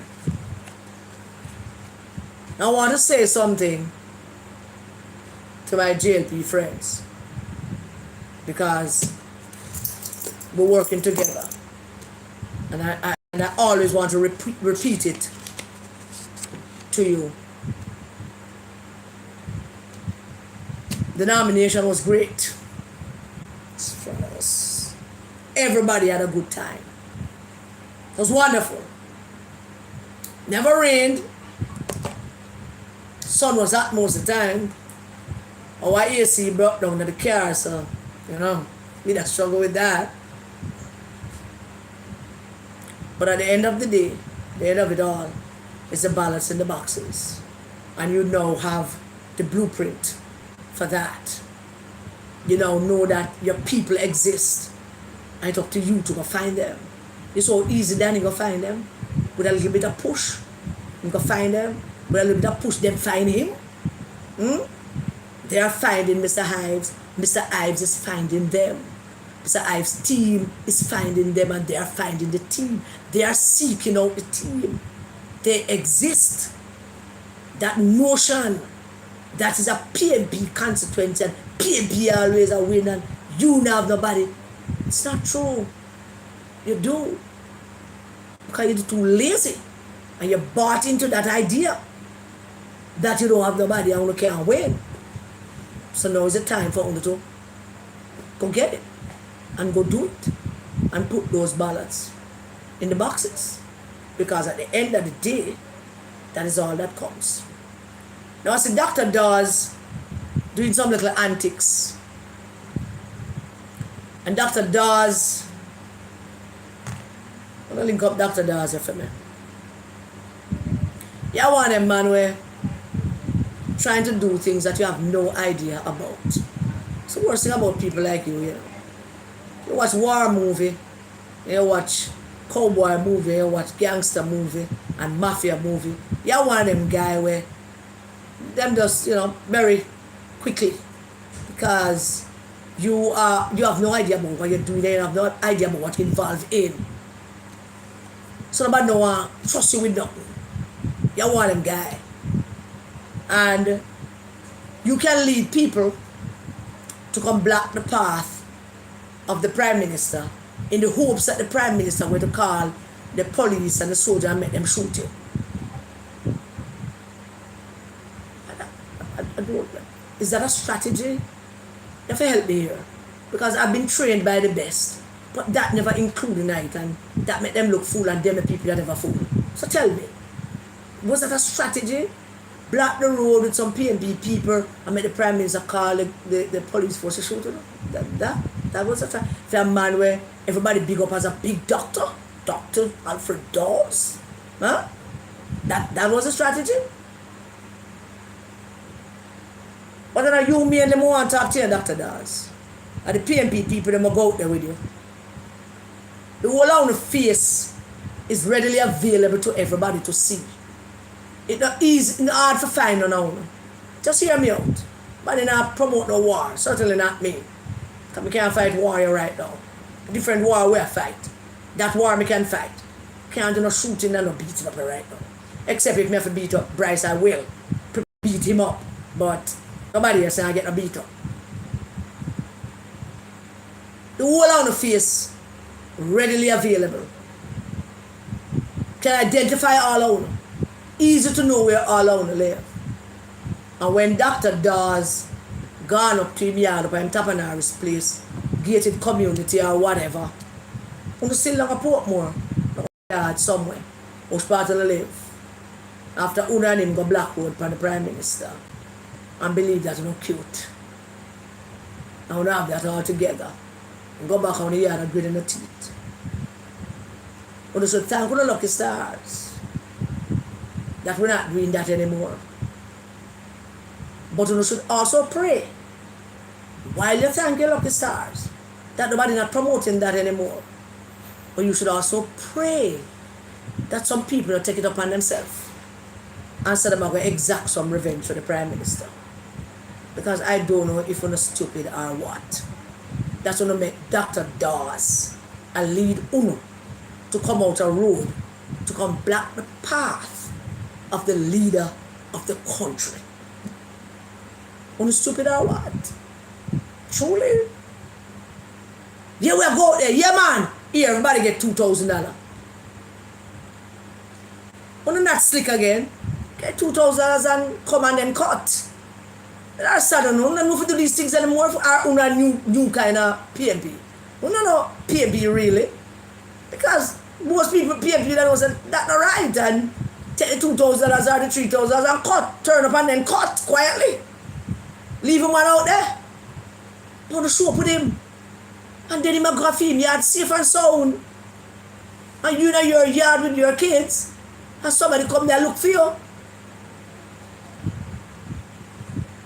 One to know. You stupid or something? If I don't never watch Forrest Gump. Mama says stupid is as stupid does. Yeah. Go watch Forrest Gump, man. Are you stupid or something? Mama says stupid is as stupid does. So uno stupid for make this long half idiot dead brain man. Cause him brain dead. Clearly. Education kill some people brain, you know. Even while they're man. Education mash up them brain space. Them not have no use to themselves or anybody anymore. Too much education. I hate to say it, but it is true. Too much, man. They better try outdo everybody and kill themselves brain-wise. And uno make this fool who is a political neophyte compared to someone we have been this long time. Can we go out the road and tell you to say, come, we're going to block the path of the leader of the country and make him take the next path or make him try to shoot with. I want to go.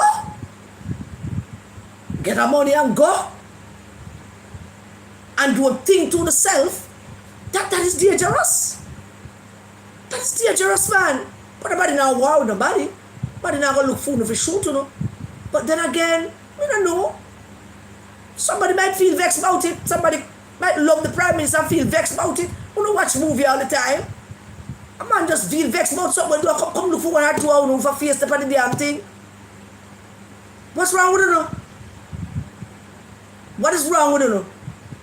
Huh? Want to make this fool a leader, no?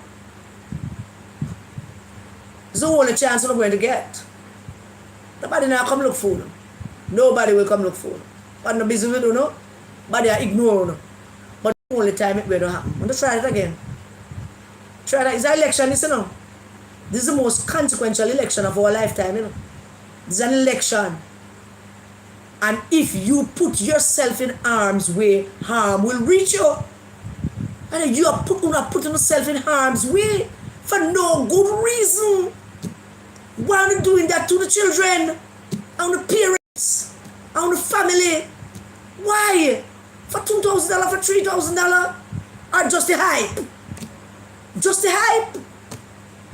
To say we'll go there and block off the road, block him off and he have to take a next route. Didn't you think that he never have to? Can never have to, you know. Because get the police that's just clearing away, you know, and locking up all out. There's obstruction of the path. I know there should be some law against that. Because if you try that in the United States, everybody get locked up.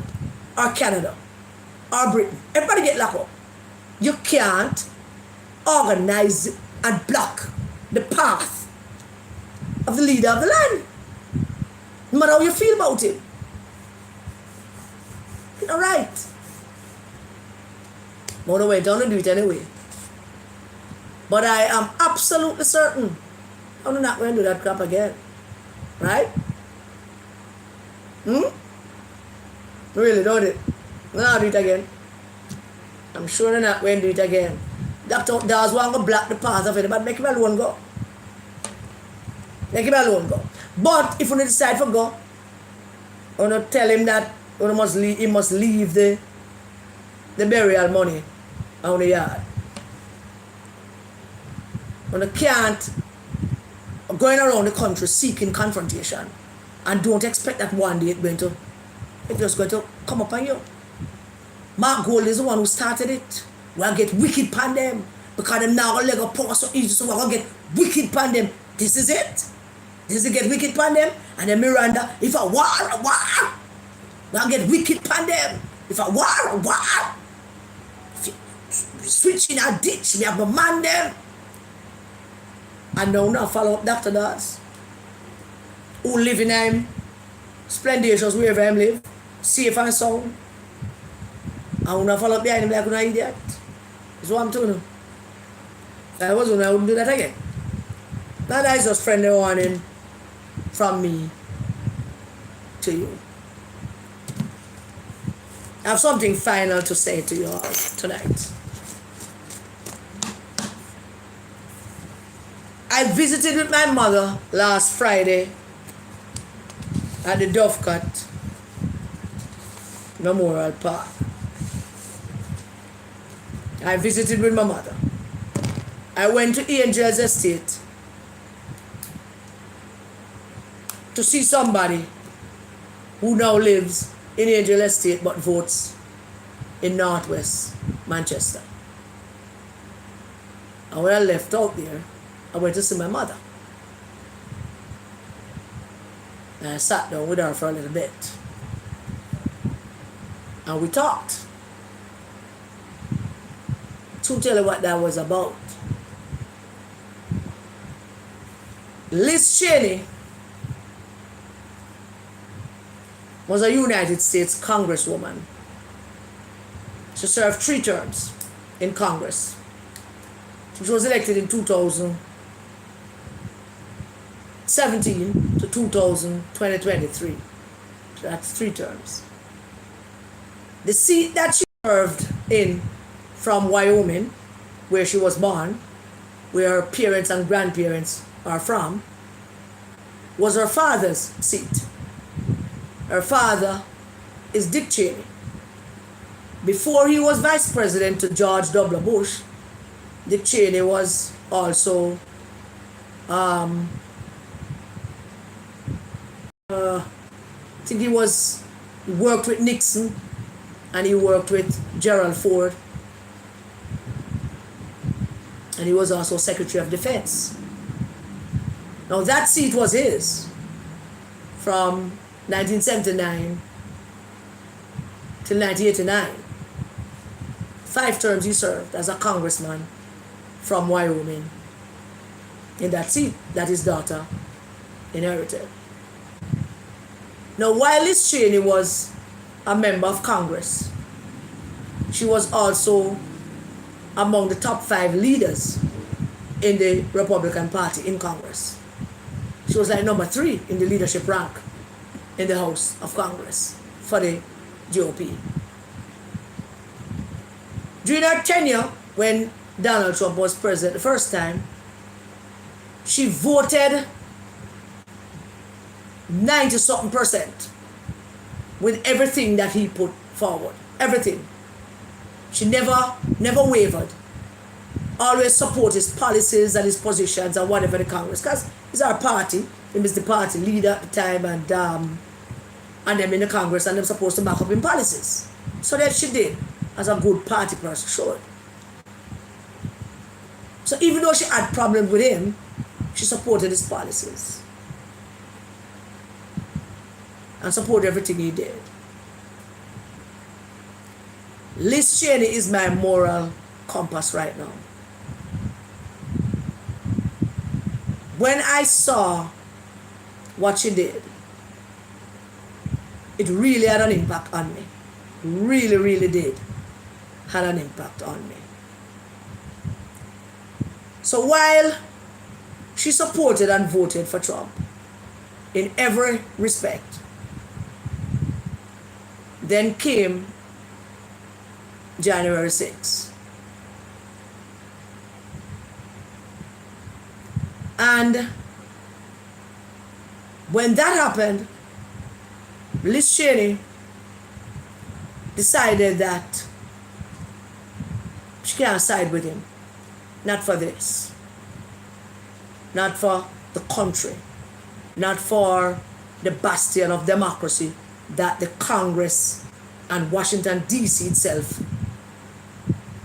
is. Washington, D.C. was built. George Washington and them and whoever built Washington, D.C., I think it was Washington first, and Monroe and the rest of them get together. Washington, D.C. was built to humble foreign visitors.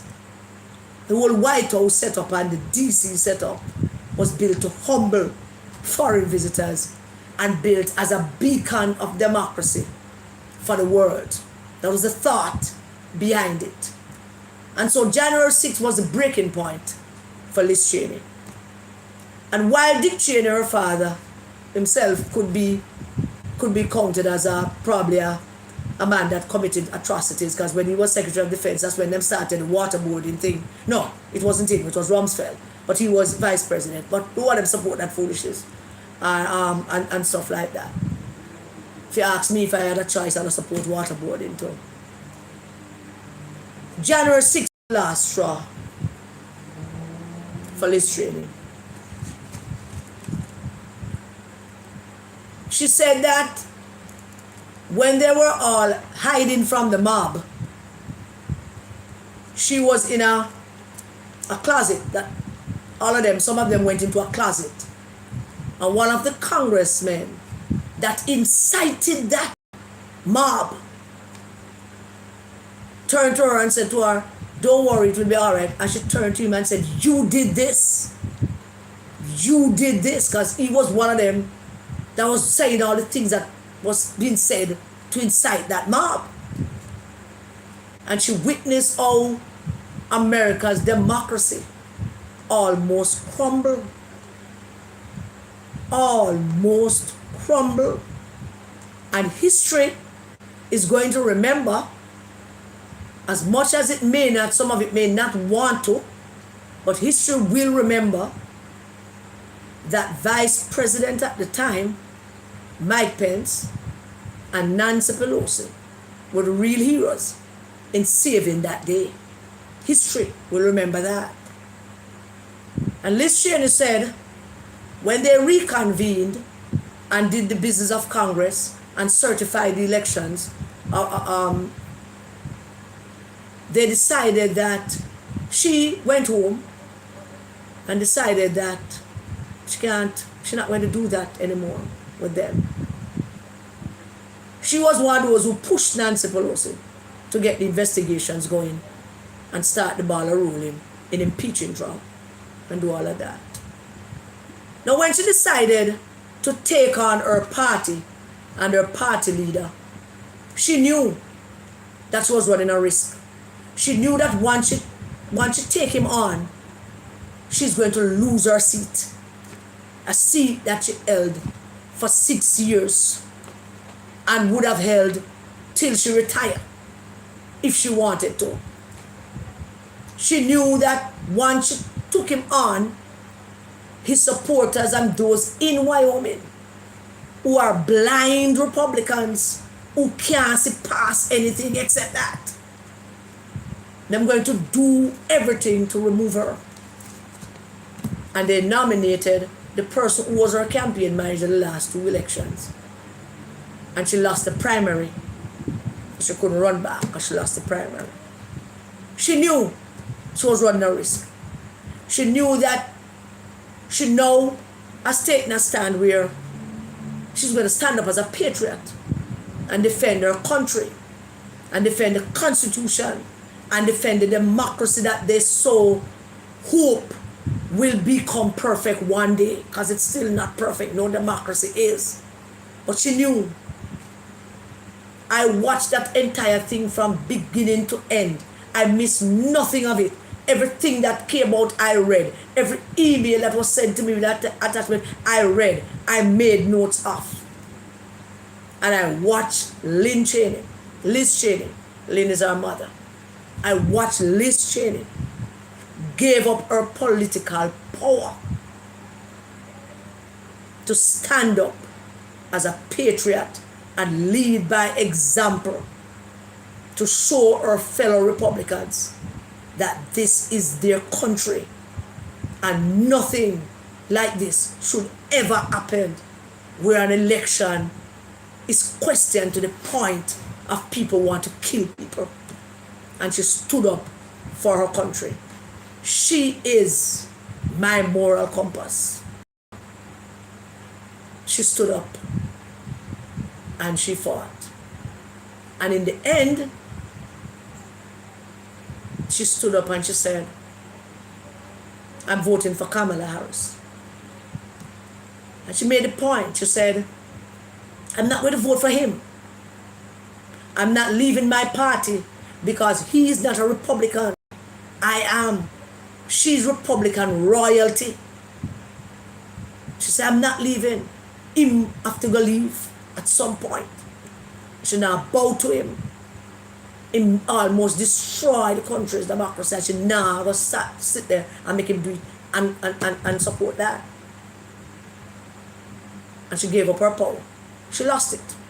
They removed her as leader, as one of the leaders, top 3 leaders in the Congress.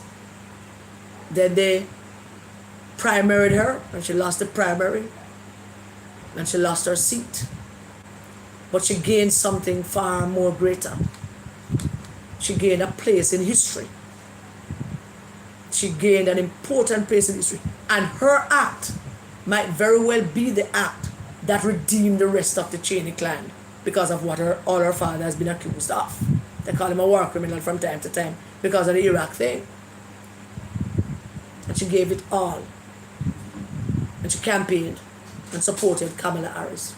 She said it makes no sense that you say you're not going to vote for him, but don't vote, to show how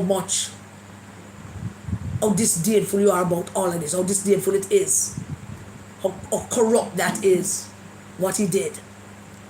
So she's not going to sit on the sidelines. She's going to do something. She is my moral compass. And she did something. She gathered, she was able by that one simple act to motivate and galvanize hundreds, thousands of Republicans to vote for Kamala Harris. She didn't win, but some 28% of Republicans voted for Kamala Harris.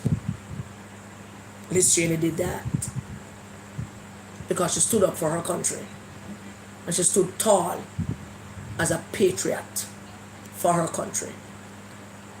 So tonight I want to tell you all, my family, my friends, my community, all of you, that come September 3rd, I will be casting my vote for Dr. Andrew Holness. My first vote casting for a Jamaica Labour Party candidate. And I will be making that vote for Andrew Holness. And I'm saying that once I say this, it's going to have reverberating impact in my community.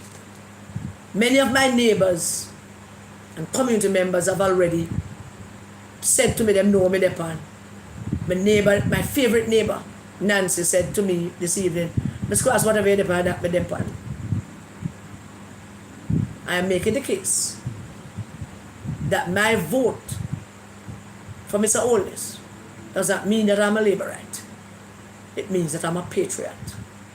And this time around, I'm standing up for Jamaica. Not a party that has sold its soul to the devil. Not a party that insists on being a party of 2 men who decided that they're going to seize power at all cost.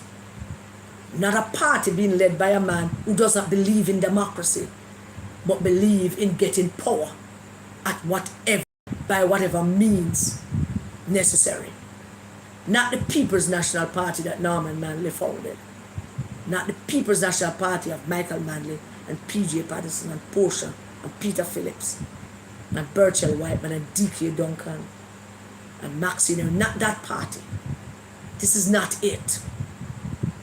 And I'm not standing with it. So I expect that there will be some fallout with family and friends and community.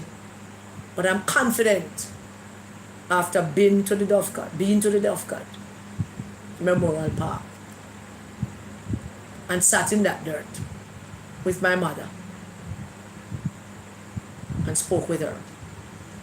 I'm confident that this is the right decision. I thought about Jacko when I was thinking about it. And Jacko would have said, where I get money? And that would have been it. I spoke to my grandson. And my grandson said, Grandma, and you teach me, and rights and truth we're dealing with. So whatever you do, it must be rights and truths. That's my 19-year-old grandson. So, that is it. I will be out there making trouble for Bunting. It is the right of the people of South Manchester to know what he is and who he is and what he does and what he did. And I will continue to fight for that. And I pray that the Jamaican people will see the wisdom of re-electing Mr. Porus as our Prime Minister. Go out and vote for the Jamaican Labour Party candidate. To my PMP friends who are ifing and eeing and awing about this, let me repeat to you. If you vote for your JLP candidate, doesn't mean you're a JLP. It means that you're a patriot and you're standing up for your community, and your constituency, and your country. That's all it means. Nothing else. But if you don't feel comfortable to vote for your JLP candidate, you can stay home. But I'll be casting my vote. Because like Liz Cheney, it makes no sense that I make all of this noise and then don't cast that vote. That's basically what my mother was trying to tell me. And I listened. And that's it. So, there we have it. I think that's the end of the live. Anybody calling? Give me 2 minutes and then you can start call if you're calling. There's nothing else. That's just it. Yeah, that's it. There's nothing else. So that's the end of the live, and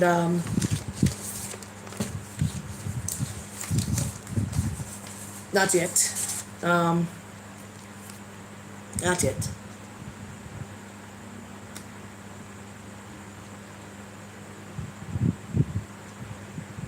All right. So I want to send out shoutouts to hey Cheryl Brown. Cheryl. Hey Cheryl. Mile Gully. Heal up. Carisha Davidson. Heal up my sister. How you doing? Oh, I know you. And you're gonna subscribe. Yeah, I know. Anisha Bent. Crazy and Bubbles, one of them. Show up yourself on the live now, man. I don't understand, you know. Ricardo de Souza down on Ellen Street. Heal up, brother. You say you what, so we giving you a big up and a heal up. And big up the people in Greenville and Bethel and 14th Street. Miss Inez Morgan and her husband Uriah Morgan.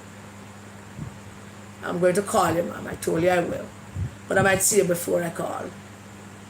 Thank you for your prayers and your blessings that you heap upon us. So, only that. Alright, anybody want to call? The phone line is open. Feel free to make a call. Anybody? All the risers them can call. Let them call a long time and them want to call and make a big fuss and I will listen to him but nothing say. Hello, good night. Good night. That's what I'm doing. I am great. How are you? I'm fine, thank you, man. Here listening to you as usual. Thank you so much for that. Very informative. And your heart is in the right place because when someone like you can make a stand like you have made and you have made and declared it publicly, then, you know, that tells me that there are still people with integrity in our country. And so, tonight, if I may just, I have jotted down a few of the things that I want to address. May not be in line with the topic you're discussing tonight, but still in line of, the whole election. Whatever it is you want to say, sir. Okay, thank you. All right. So, one of the things I want to make mention of here is the debate, the Jamaica Debating Council, it is called? Debate Commission. Right, debate commission, yes. I am so disgruntled that it's not funny. Because I think it was yesterday or day before yesterday. No, it was yesterday. Yesterday was Monday. That I heard on the news where the PNP representative, namely Mr. Colin Campbell. 1 second. 1 second, sir. Give me a second. Huh? The number is 596-1733. 596-1733, I think. I hope so. All right. Go ahead, sir. Sorry about that. Okay. Yes, ma'am. Mr. Colin Campbell. Yes. Expressing this disapproval of journalists from Nationwide News Network being a part of those journalists would be forwarding question to the debate, the debatees from the different parties. Yeah. And only to listen today on the news that the Jamaica Debate Commission has given into Mr. Campbell and the PNP's request so as to have no journalists from the from Nationwide questioning any of the debatees on the night, except for George Davis, who will be moderating. Which it begs a question: where is the Press Association of Jamaica? Isn't this is not in line with press freedom in Jamaica? Well, my guess is I think that the I never thought on it really, except I don't know them leak the thing, and the debate commission is just doing the best they can. I don't want to get into the debate commission personally. I don't want to, but everybody else can. I said what I have to say. Okay. But the debate commission, like every other debate commission, is like Jamaica Teachers Association and them people. Everybody's all up into different political feelings, and nobody seems to know how to act independent, or if they even know they're afraid to, because they think there might be some blowback about it. And that's part of the problem with the country right now, in that people don't know how to act. Places like the debate commission should have taken themselves a long time ago out of the political sphere and should be conducting free and fair and honest debate, not only at election time, but from time to time about all kinds of things. Invite leaders to come debate about something, and schools and mayors and they say, but them don't do that, so they are mired in the deep political nastiness, so you know. I'm going to encourage you to hurry up, because a lot of people want to call here, sir. And it closed.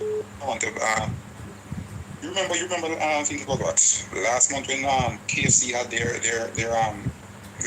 50th anniversary, and we saw the behavior of our fellow Jamaicans over the way they responded to the freeness. And my concern at the time was that the political party who would take advantage of the psyche of the Jamaican people will stand a chance of, if not winning, come close to winning the election. Why are we such a people who, when we hear about freeness, not realizing that it's not free, it's going to cost us? Because if we are to get things free from the government, which the government only manages the people's affair, that money will have to come from somewhere. So are we going to see new taxes, inflation going up? So I'm just asking us as Jamaicans to think. And please do not sell or sacrifice the future of your children and your grandchildren. I agree. On the altar of freedoms. I agree. Thank you. I agree. Thank you for calling, sir.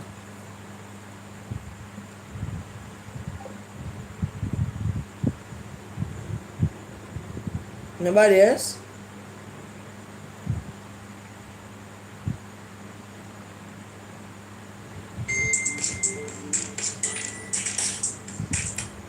Hello, good night. Night, Miss Cross. Night, darling.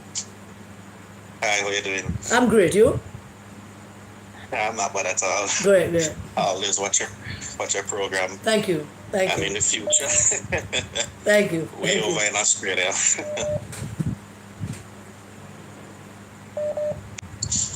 Two things. Well, I always find it funny when Damon Crawford saying that, PNP is a Christian party. Yeah, we play it when we are on the other channel. We play it. Yeah, I just always find it a bit amazing. You're saying your party is a Christian party, but yet you have a Jewish man at the helm of your party. It just doesn't make sometimes, but That's the whole point. you know, That's the whole point we're trying to make when we play it. Yeah, right. All right. That's it. Yeah, quickly. In terms, I think it was on the weekend, last weekend. I think it was with you, Michelle, and Natalie in the calling out like the persons when it comes to like certain things happening in politics. Like I saw coming from Lloyd B. Smith saying that political parties need to tone down the rhetoric, etc., etc.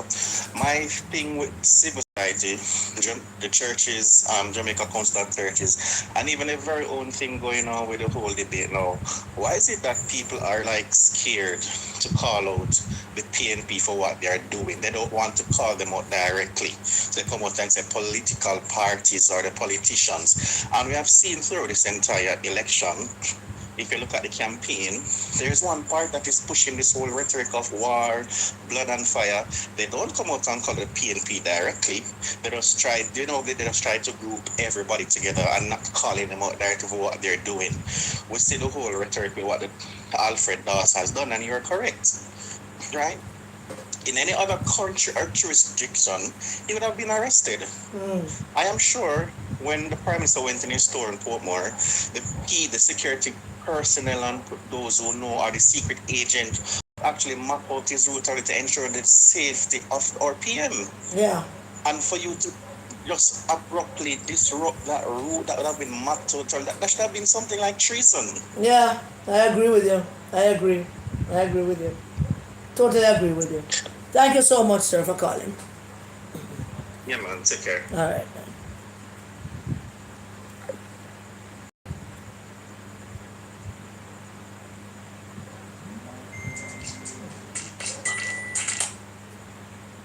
Hello, good night. You have to turn off what is in the background. You have to turn off the thing in the background. You have to turn off the thing in the background, darling. You have to turn it off. Jesus. You have to turn off the thing in the background. Hello?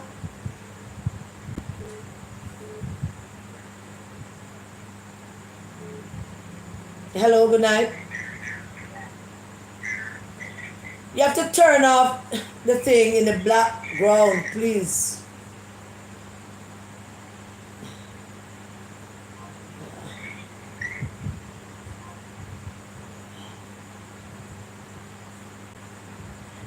Please, when you call, if you are playing me in the background, it makes it difficult. So you have to turn it down or turn it off. Everybody can see the number now?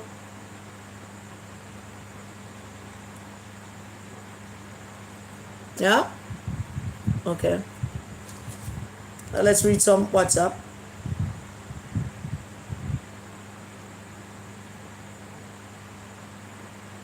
Oh, let me answer this. Yeah, somebody's alright, hold on a second.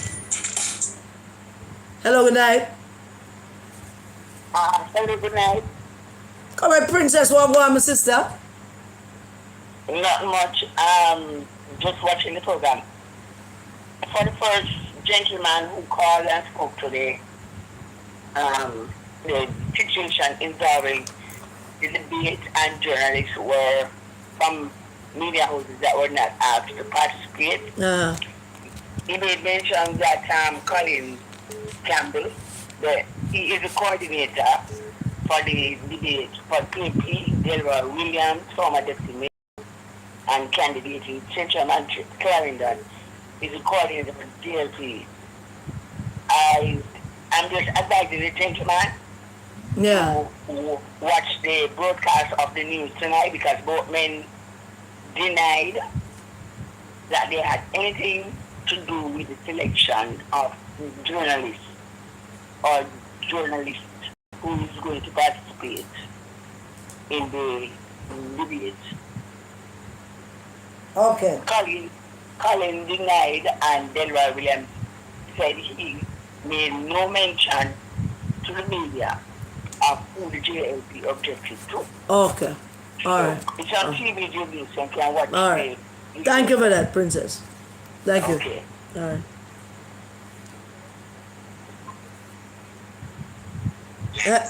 Hello, good night. Good night, Karen. Good night, darling. Yes, you know what I want to ask you? Mark Golding said Jamaica love, but yet still him take the green out of the flag on Independence Day. So him do understand that then. Him do understand what I'm saying then.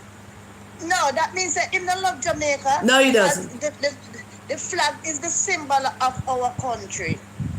And if him love Jamaica, he's gonna wear the Jamaican color, the black, the black, green, and the gold. Yeah, absolutely. Absolutely. You You're cannot absolutely. you cannot leave out none of the color because the color represents Jamaica. You're absolutely right. Of course, but Absolutely. it's nothing about him loving Jamaica. Don't know what that mean. Him don't know what that mean. Yeah, and you're doing a very, very, very great job. Thank Very you. great job. I always listen to you and Karen and 411. Thank you. And Natalie, yes. All Thank right, you. darling. Thank you, darling. Yeah. Yeah.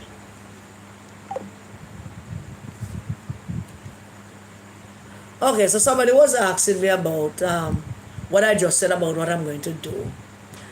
Let me just say that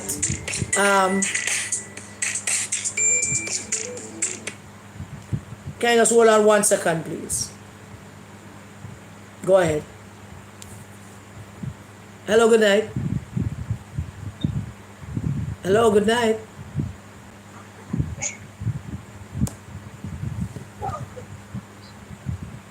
Hello, Hello.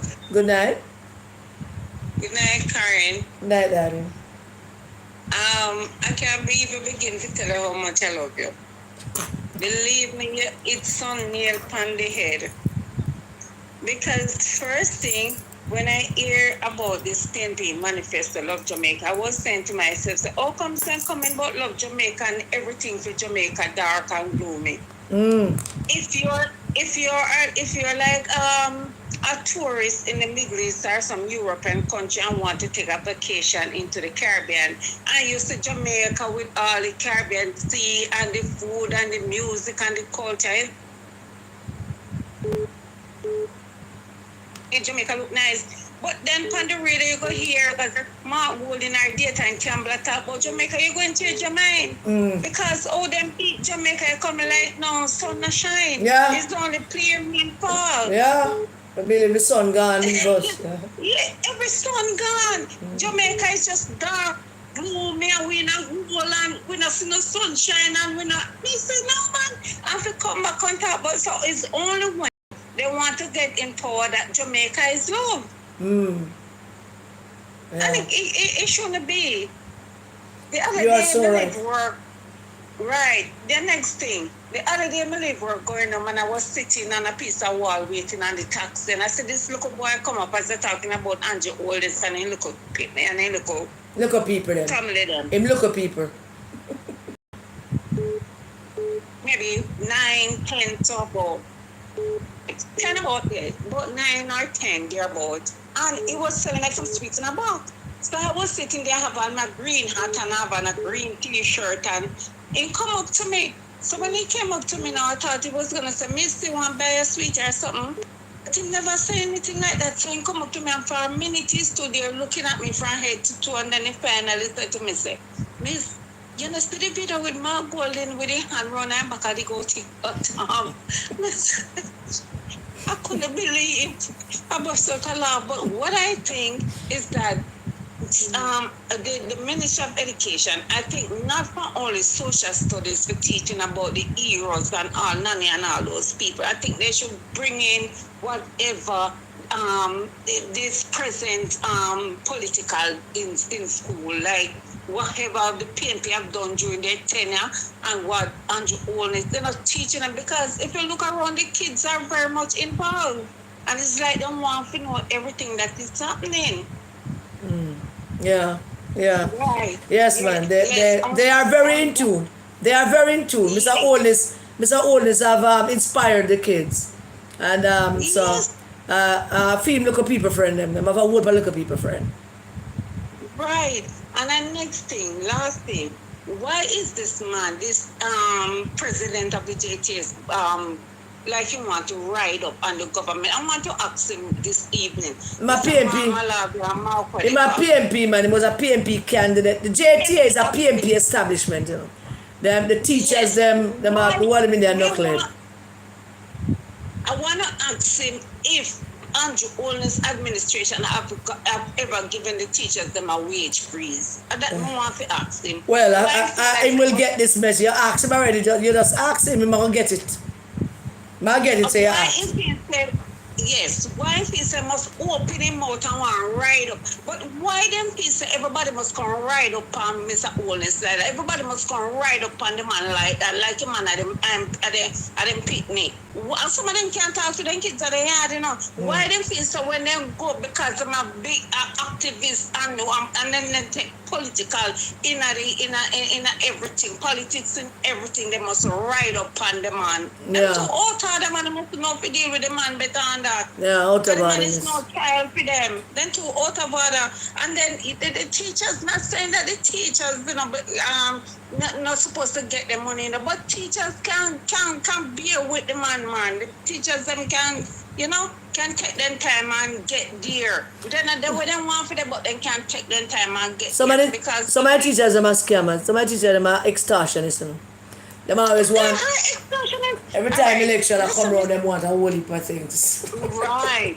Listen, this Miss Karen. When you keep teachers there at school, right, and you some school charge your kids them up to 2,500 a student, you know, whether you wear Jamaica color or uniform, you have to pay them 2,500. Who that the money go to? They were extortionists, man. Extortionists, them. They were extortionists, man. Well, make them money. If you have how much 100,000 up in one school and every one of them pay 2,500, you know how much money that the government getting money over it. And the next thing more ask Miss Karen, the accessories for them sell at school, like the uniform and the belt and the blouse and all of that. When them sell those and get them profit, who that money go to? I don't know. All right. And then we have a list here from my school that my kids go, and they've been telling me that parent contribution is 13,500 and we have 2 child going to school. That is 26,000 to 26,000. Who is that money going to? I think those things go to them when them call some kind of school development fund or something. I don't know. And at the same time when school open them while you carry broom, they might ask for mop, they might ask for water. Yeah, we should give them. We should give them.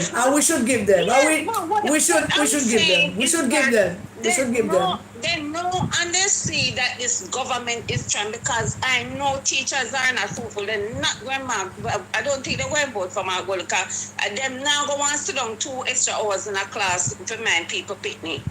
So I not think them are going to bother vote for them. But well, not all of them are PMP. Not all teachers are PMP.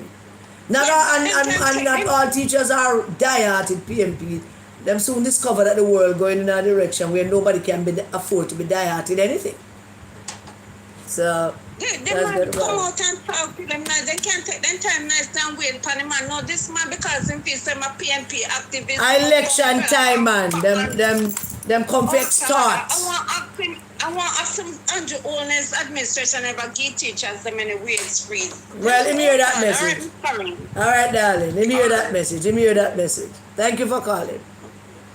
Yes, ma'am. All right, you know somebody is calling. You can make that call now. Might be the final one.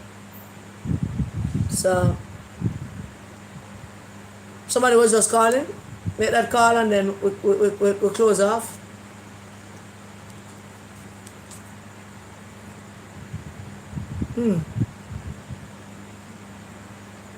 No? Alright then. Alright then, that looks like it for tonight then. Looks like no more calls will be coming in.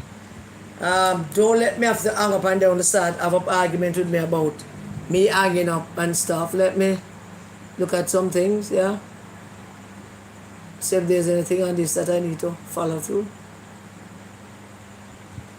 Alright. Lord of mercy. I walk us off who now. Is what going on.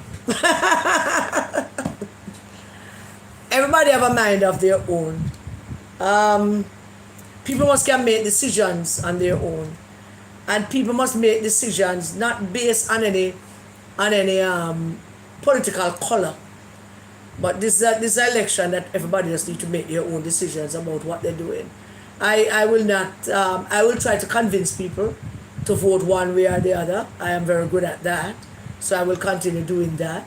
But everybody have a personal decision to make. I look at all the people who run up and down yesterday, in the orange shirt and blood and fire dancing, and the word them come home. Everybody foot and hurt them, including Francine and all the rest of it. And I don't know. I don't know if this is not something for me to commit myself to forever. There's nothing left to commit myself to. I have given it my all and it failed me. So what else do you expect? That I choose the right now to make a decision based on what I feel is the right thing for me to do right now. And that is what I'm doing. And that is in answer to the text question that I got.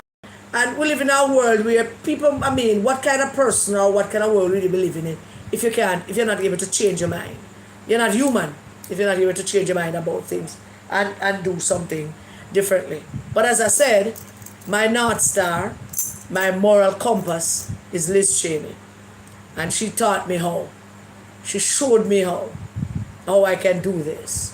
One has to choose one's country and one's principle and the democracy that we all have to live in. Choose that over any loyalty to any party, particularly if that party has pretty much thrown out all of its previous rules and regulations and its own patriotism. That party have lost its way, and its old patriotism is wrapped up in two men seeking power.